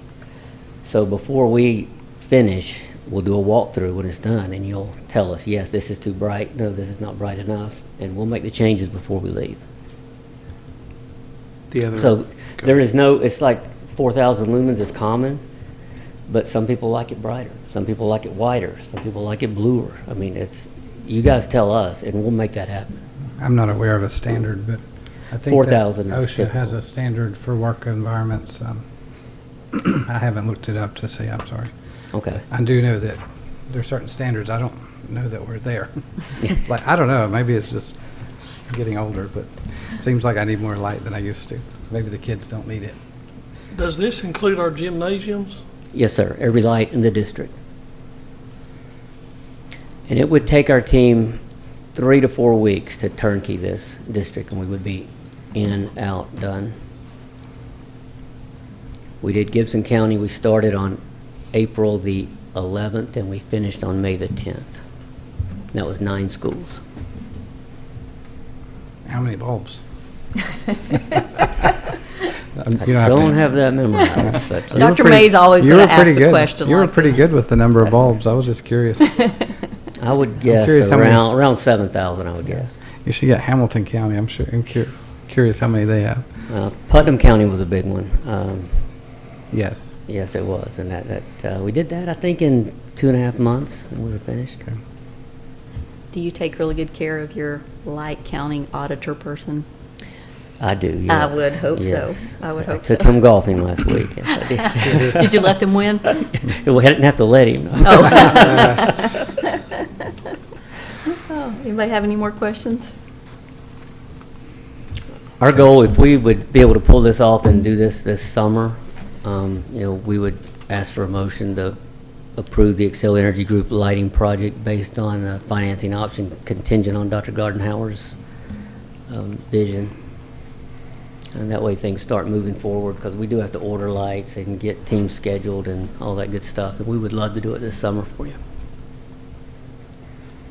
We'll take it into consideration, and we'll discuss it, and then try to talk about what we're going to do moving forward. Yeah. Okay. Thank you very much. Thank you. You bet.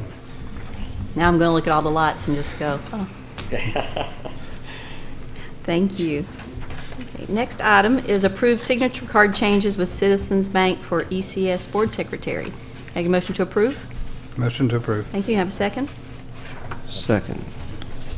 Anybody have a question or comment about this? All right, hearing none. Item on the floor, approved signature card changes with Citizens Bank for ECS Board Secretary. All those in favor, please say aye. Aye. All opposed? Motion carries. Next item, approve issuance of credit card for Elizabethton High School Bartleby program. Can I get a motion to approve? So moved. Thank you. Can I have a second? Second. Thank you. Obviously, the next two items were based on the fact that we had a large scare coming into the state baseball season, where we're trying to make arrangements, and they no longer take checks. We have to do it with credit card, and we need to make sure both the Bartleby program with all the traveling teachers we're going to be doing, as well as the athletic program, would have the opportunity to use those cards when they traveled to be able to get what they need. Who will be the person responsible for these cards? It will be the high school doing that. Normally, the high school bookkeeper will be responsible for those. They'll be issued to the athletic department for use, and then returned to the high school bookkeeper. Now, if you're asking who will be responsible on a trip, we would have to send it with teachers on a trip to be able to pay for. We would normally have, most of the time we have an administrator of some sort doing that work, but there may be a time where a teacher would check that out and then return it when they came back, because they may have to use it for a room to be able to pay for a room, kind of like we do with our board credit cards. And most of these expenses that these cards will be used for will be pre-approved expenses, is that correct? That's correct. So basically, they're mostly just for travel, right? For hotel and, Yeah. But it won't be used for eats or things like that. The way we reimburse meals on there, one allowable expense is if they had to pay for gas for a rental vehicle, that is allowed to be put on there. But as far as eating out of restaurants or that type of thing, it's a no. So they would vary rooms. They would use it for airplane tickets if we had to, rental cars, those types of things. So is ultimately the principal responsible? The principal is Who's responsible got at these that. cards and where the cards are going? Or? The principal and the bookkeeper, he approves what happens there at the school, and that's the oversight that the school has. But the athletic director would also work with the finances to, if they're out doing that, but in the end, it comes back to the bookkeeper having those checks and balances. What was the credit limit again? Are they the same on both those? The credit limit, let me look I mean, here. I'm just curious. We had to make it pretty high. What was that, Beth? I don't know if that was that on there? I didn't see it anywhere. I mean, We had to make it pretty high. we've had some, let me look. That's something, I'm sorry, I couldn't answer that. I would think it'd be somewhere around, I would say $20,000. Now, once you kind of look at where we are, if we have a whole team go to a state tournament, or we would have teachers going and flying to where they're going to go. Luckily, XQ pays for a lot of the travel, but a lot of times what they do, they'll pay for the travel and then they'll reimburse us once we get that. We would have to pay the money and then being reimbursed. But if you figure 7 or 8 people are flying and it's to California, it adds up pretty quickly. But I will do a double check on that and let you know. Just curious. Okay. Any other questions or comments? Do we have a board policy on credit cards? Board policy on credit cards Yeah. has to be pre-approved through a PO. So I guess we'll have to look at that. Will and you look see. at that and see if we need to have one? I'm just looking at the reimbursement policies, and it just says you're reimbursed if it's previously approved. I just want to make sure, given the previous It will be discussions, previously we have approved. this really tight. Credit cards are an easy way for people to make mistakes. Well, just in general, anytime that we do something on a credit card, there's a prior PO. Okay. And once that's approved, then that's an allowable expense on there. So we would write it to Visa, and then that's how we would pay for it. But like a hotel or reimbursement, those Normally, are after the fact. Normally, all travel is pre-approved prior to leaving for the travel.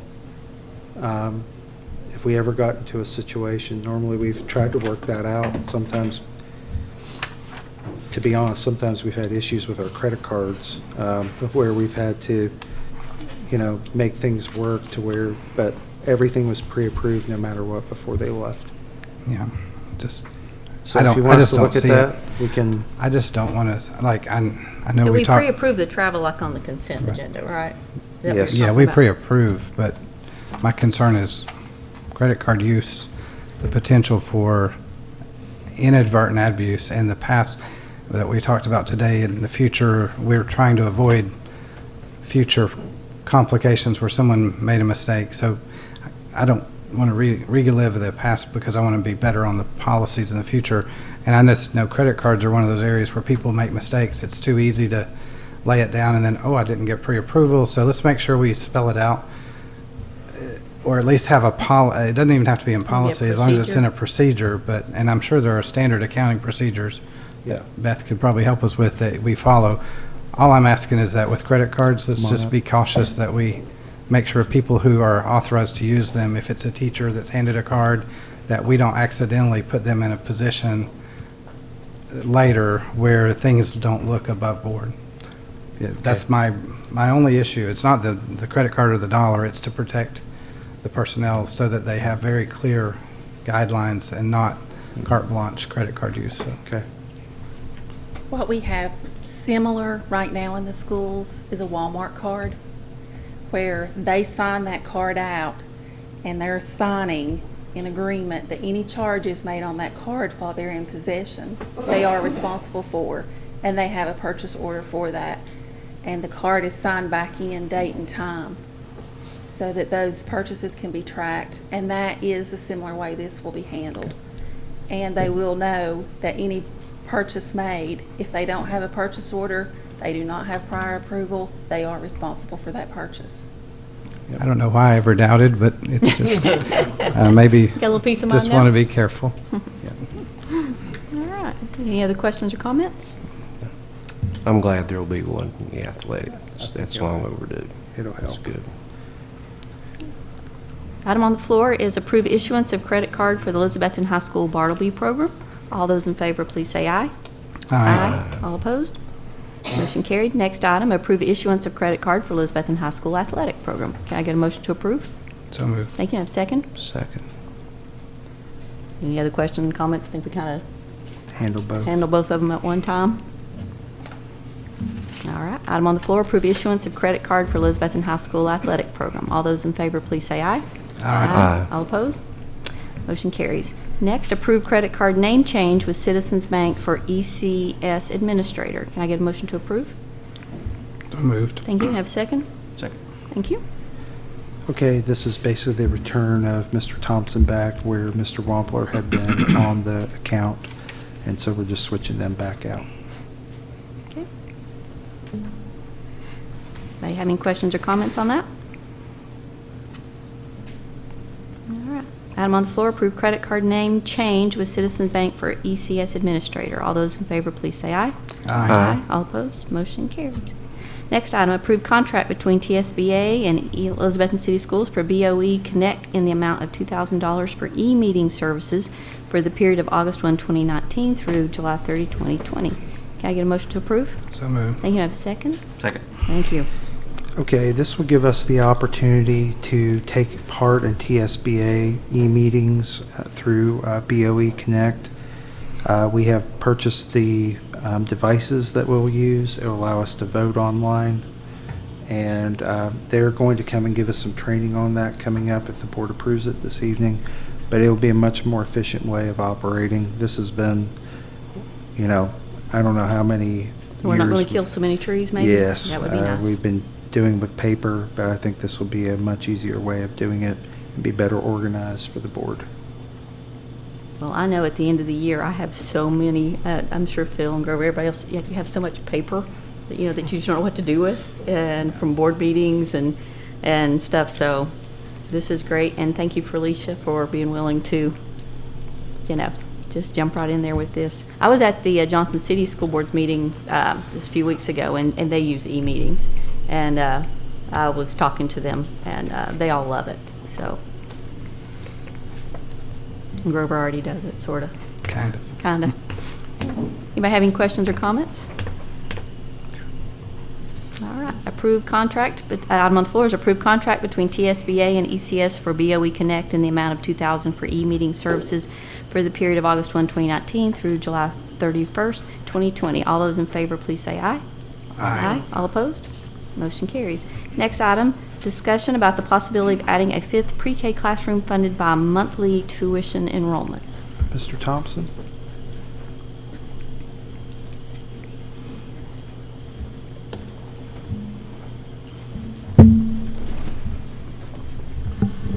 Things close. Hot. Good evening. Let me just roll with it. Go for it. I feel like Mr. Wampler should be up here because he did a lot of behind-the-scenes work while I was gone, securing the new grant for this year, which is approximately $403,000 from the state, which does fund 4 classrooms. And with that being said, we've had a good year with enrollment, and much better than the past. The grant itself focuses on income-eligible students. The state would love to see every seat be filled with an income-eligible student. We have certain criteria that, to meet to do that. But they do wish you get around 80% income eligible, as well as 10% throughout the special education population. So a mix you're shooting for is 90%, which leaves about 10% to either hold for further income eligible students or to fill it with those that might not be. In the past 3 years, the average, and the state goes with a 3-year average, so when they're looking at the grant and we're reporting our numbers, they're looking for a 3-year average of your income eligible students that you actually seat in that classroom. And over the past 3 years, our average is at 71%, meaning we're at risk, and usually every year it's like, are we going to keep the 4th classroom or are we not? Are we going to keep it or are we not? And so our numbers has been declining with income eligible students. Well, this year, right now with enrollment, we're at 82% already. So 67 out of 80 seats that we have registered are already income eligible, which if you average that in for the next 3 years, that bumps us to 75. So the state sees that as a growth market. It helps us hold and secure that 4th classroom. Because if the numbers drop a lot, and depending on the rule makers, the lawmakers that are in, if they cut funding from pre-K, they will really pay attention to those numbers, and the potential for us to lose a 4th classroom could be gone. With that being said, we had well over 100 come to our registration and register, which obviously we can't fit those into the 4 classrooms. So we had a lot of non-income eligible come and register. I had the secretary call. The thought came up, I think Mr. Wampler may have brought it up. What about a 5th classroom? What if we do that? Offer it, be tuition-based, a monthly tuition. What if we offer that to the income eligible? So the secretary called to get and she hadn't reached everybody yet, but so far 21 of those who did not qualify are interested in paying a monthly tuition to come to a 5th classroom program if we offer it. I thought, boy, this is going to be a lot of work. There's going to be a lot of, what are we going to have to do? So I called Summer Johnson. She's our Tennessee Department of Ed. She comes in and does basically oversees our whole program. And she said, there's really not much to it. What would happen if y'all decide you want to do it and move forward and you can secure, the seats you want? She said, basically it'll be blanketed under our current program. And we'd use the same curriculum guidelines. We follow all the same rules that the current program follows. And she said she would do an addendum to our current application, which actually seats 100 because we include Nikisha's class, which is the special education class we have. So we'd bump our total numbers up to 120. And we'd have the fire marshal come in and inspect the room we're looking at that Mr. Hurley has said is a good possibility. And the rest is in our hands. So very, very easy. It's all blanketed under the same thing. Now, it would be a fully funded, self-funded class. So in other words, we couldn't use the grant funding to fund any part of that class. Currently, with running numbers to cover a full-time teacher, we ran it on 0 to 2, 0 to 3 years with a bachelor. We ran some different ones. I have a price variation I got from Ms. Wilson, along with 2 part-time subs, or 2 part-time assistants, which would match the other classrooms. We'd be able to offer it looks like between $350 to $400, and probably closer to the $350 mark per month. It is tax deductible for those parents as well, we found out. But it would be fully self-sufficient class. However, it would fall under all the same guidelines. So I think I've got to call into Johnson City. They have from what I understand, they do have a tuition class at Lake Ridge. So I've called so I can ask them questions, look at what kind of contract do they write up, because that's something we'd have to talk about. Because we can't go off just verbal. We're going to have a contract and get parents to lock in for the school year. Their school day would end at 1:30, just like all the others, but have the option of possible going to ESP, the after-school program, depending on numbers and funding. That's something we've been talking about a little bit, and room for more ESP students. So right now, looking at our guidelines from the state, it looks pretty simple. Our next step, if you all are interested, we'd push forward and look at building a contract for those parents and those students, and we look at future, because those are future students that we're going to have, and I mean, just simple research backs it 100%. So if we can get them in and they're willing to pay, just a couple things. Children in high quality programs, which is what we have, people want in our program, are projected to make roughly $143,000 more over their lifetimes than those who didn't partake in a program. Mothers of children who enrolled can also expect greater earnings, about $133,000 more over their lifetimes. School districts can expect to save more than $11,000 per child because participants are less likely to require special or remedial education for being a part of a early childhood pre-K program. And the list goes on and on and on. I could rattle off research and facts and data as to why I think we should move forward with it. Do I have any? I have a question. Yes. Is this open just to city students or city and county? So we open it up to, it'd be open to city and county.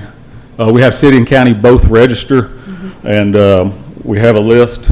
And we did because we were so full this year, we did what we call a lottery, and we drew names. We have different categories of who can go into the class, starting with income eligible being first, and all the way down to the non-income eligible. So everybody, go ahead. Where would this class be, like physically in the building? It'd be housed at East Side. Mr. Hurley? It would be, I do have donation for art and music for housing disabilities. Where is that? It's in the first grade wing.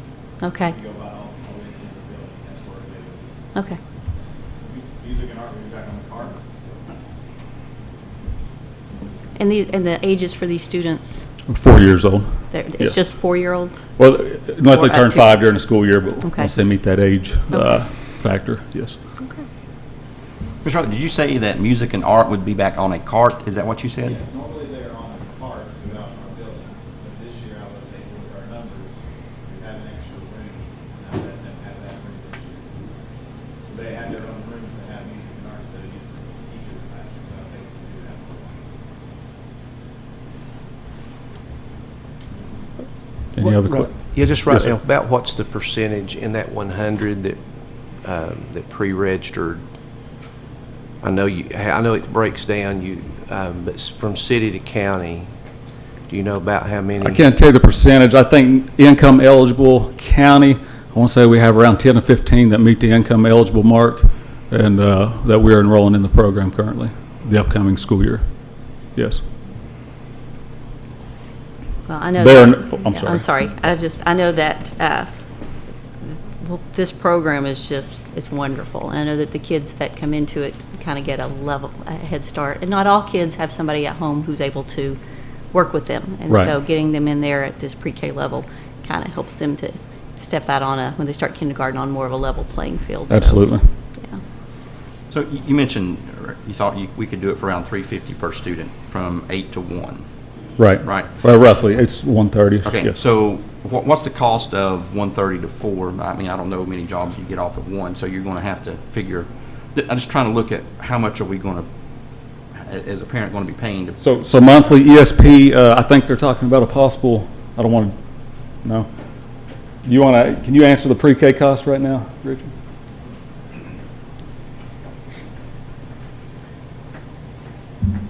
You know, we have a grant program for after-school program, but it does not cover pre-K. So the pre-K ESP program is just like what we're talking about in this classroom. It's completely self-supporting. So we have to generate the funding for all the staff, any trips they take, any materials has to be generated. So Mr. Thompson and I talked about, is there some way, if someone's interested in this tuition class, but they also need after school, is there some way that we can work with them on a price?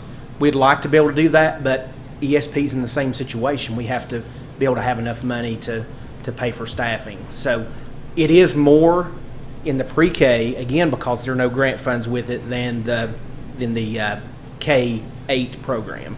So it's over $100 a month right now pre-K. So we would just have to look at if there's some way to make both of those work together.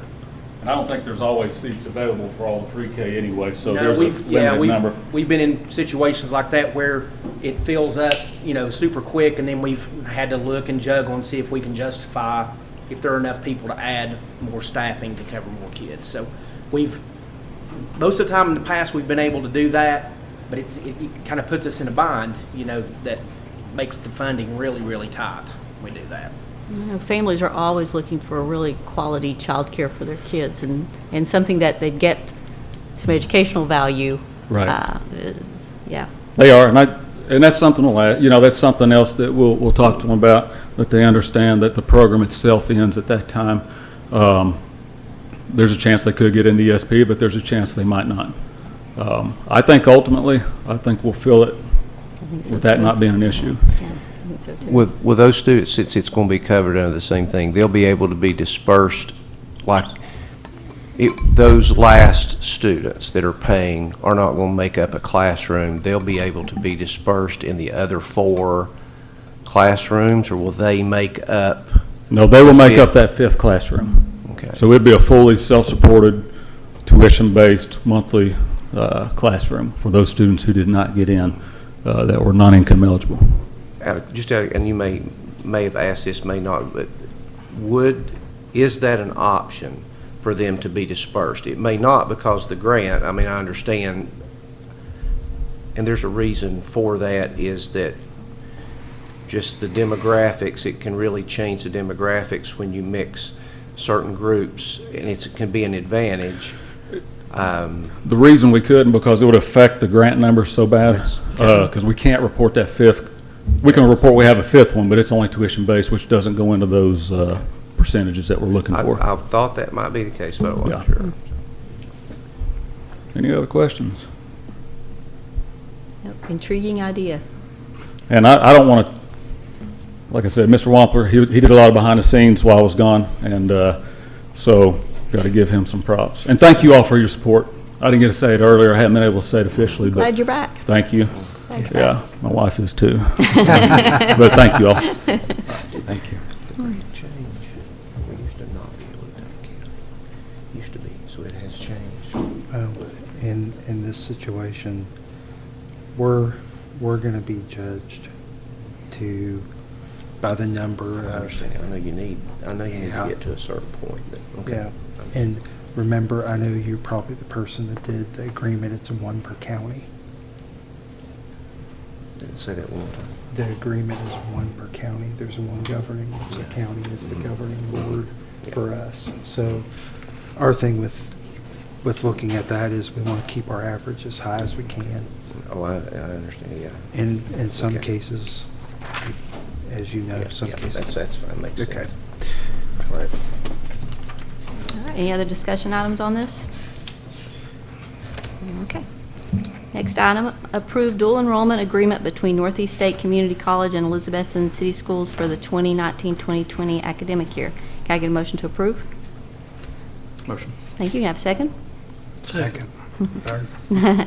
Okay, this is just a housekeeping annual agreement that we do based on what we have. Northeast State has provided a lot of classes for our students prior to leaving high school. They send professors on campus to teach those, so we appreciate all that they've done to help us moving forward. Questions or comments? Okay, item is approved dual enrollment agreement between Northeast State Community College and Elizabethton City Schools for the 2019-2020 academic year. All those in favor, please say aye. Aye. Aye. All opposed? Motion carries. Next item, and it was added on, so it's on this little sheet of paper. Approve summer intern fellow position to be paid through XQ funds out of year 2 funds pending continued grant funding. Can I get a motion to approve? So moved. Thank you. Can I have a second? Second. Thank you. This is a little archaically worded because this will be funded through year 2. Our year 2 has not been approved yet. But we wanted to, by the time that we would be back for another board meeting, we wanted to make sure the board was aware that we were going to use that and have a summer intern to work with us to try to make sure our communication and everything that we need for teachers coming back, training, people moving everywhere. It's a great opportunity for a student to step up in a leadership role. And also, we would hope that we would have maybe a returning student come back and take this. I would absolutely love that. That's been with us, but it would be a great summer job for them and also really impact our high school and help our teachers. So Very cool. Anybody have any questions or comments on this?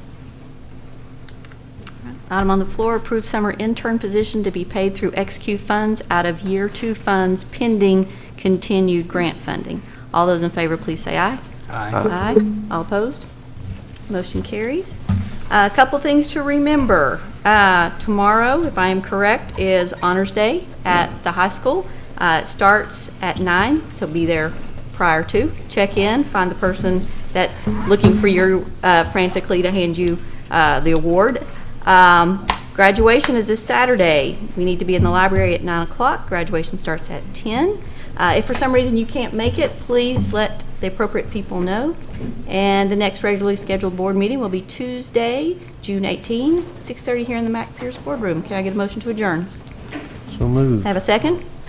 Second. Thank you. Meeting adjourned.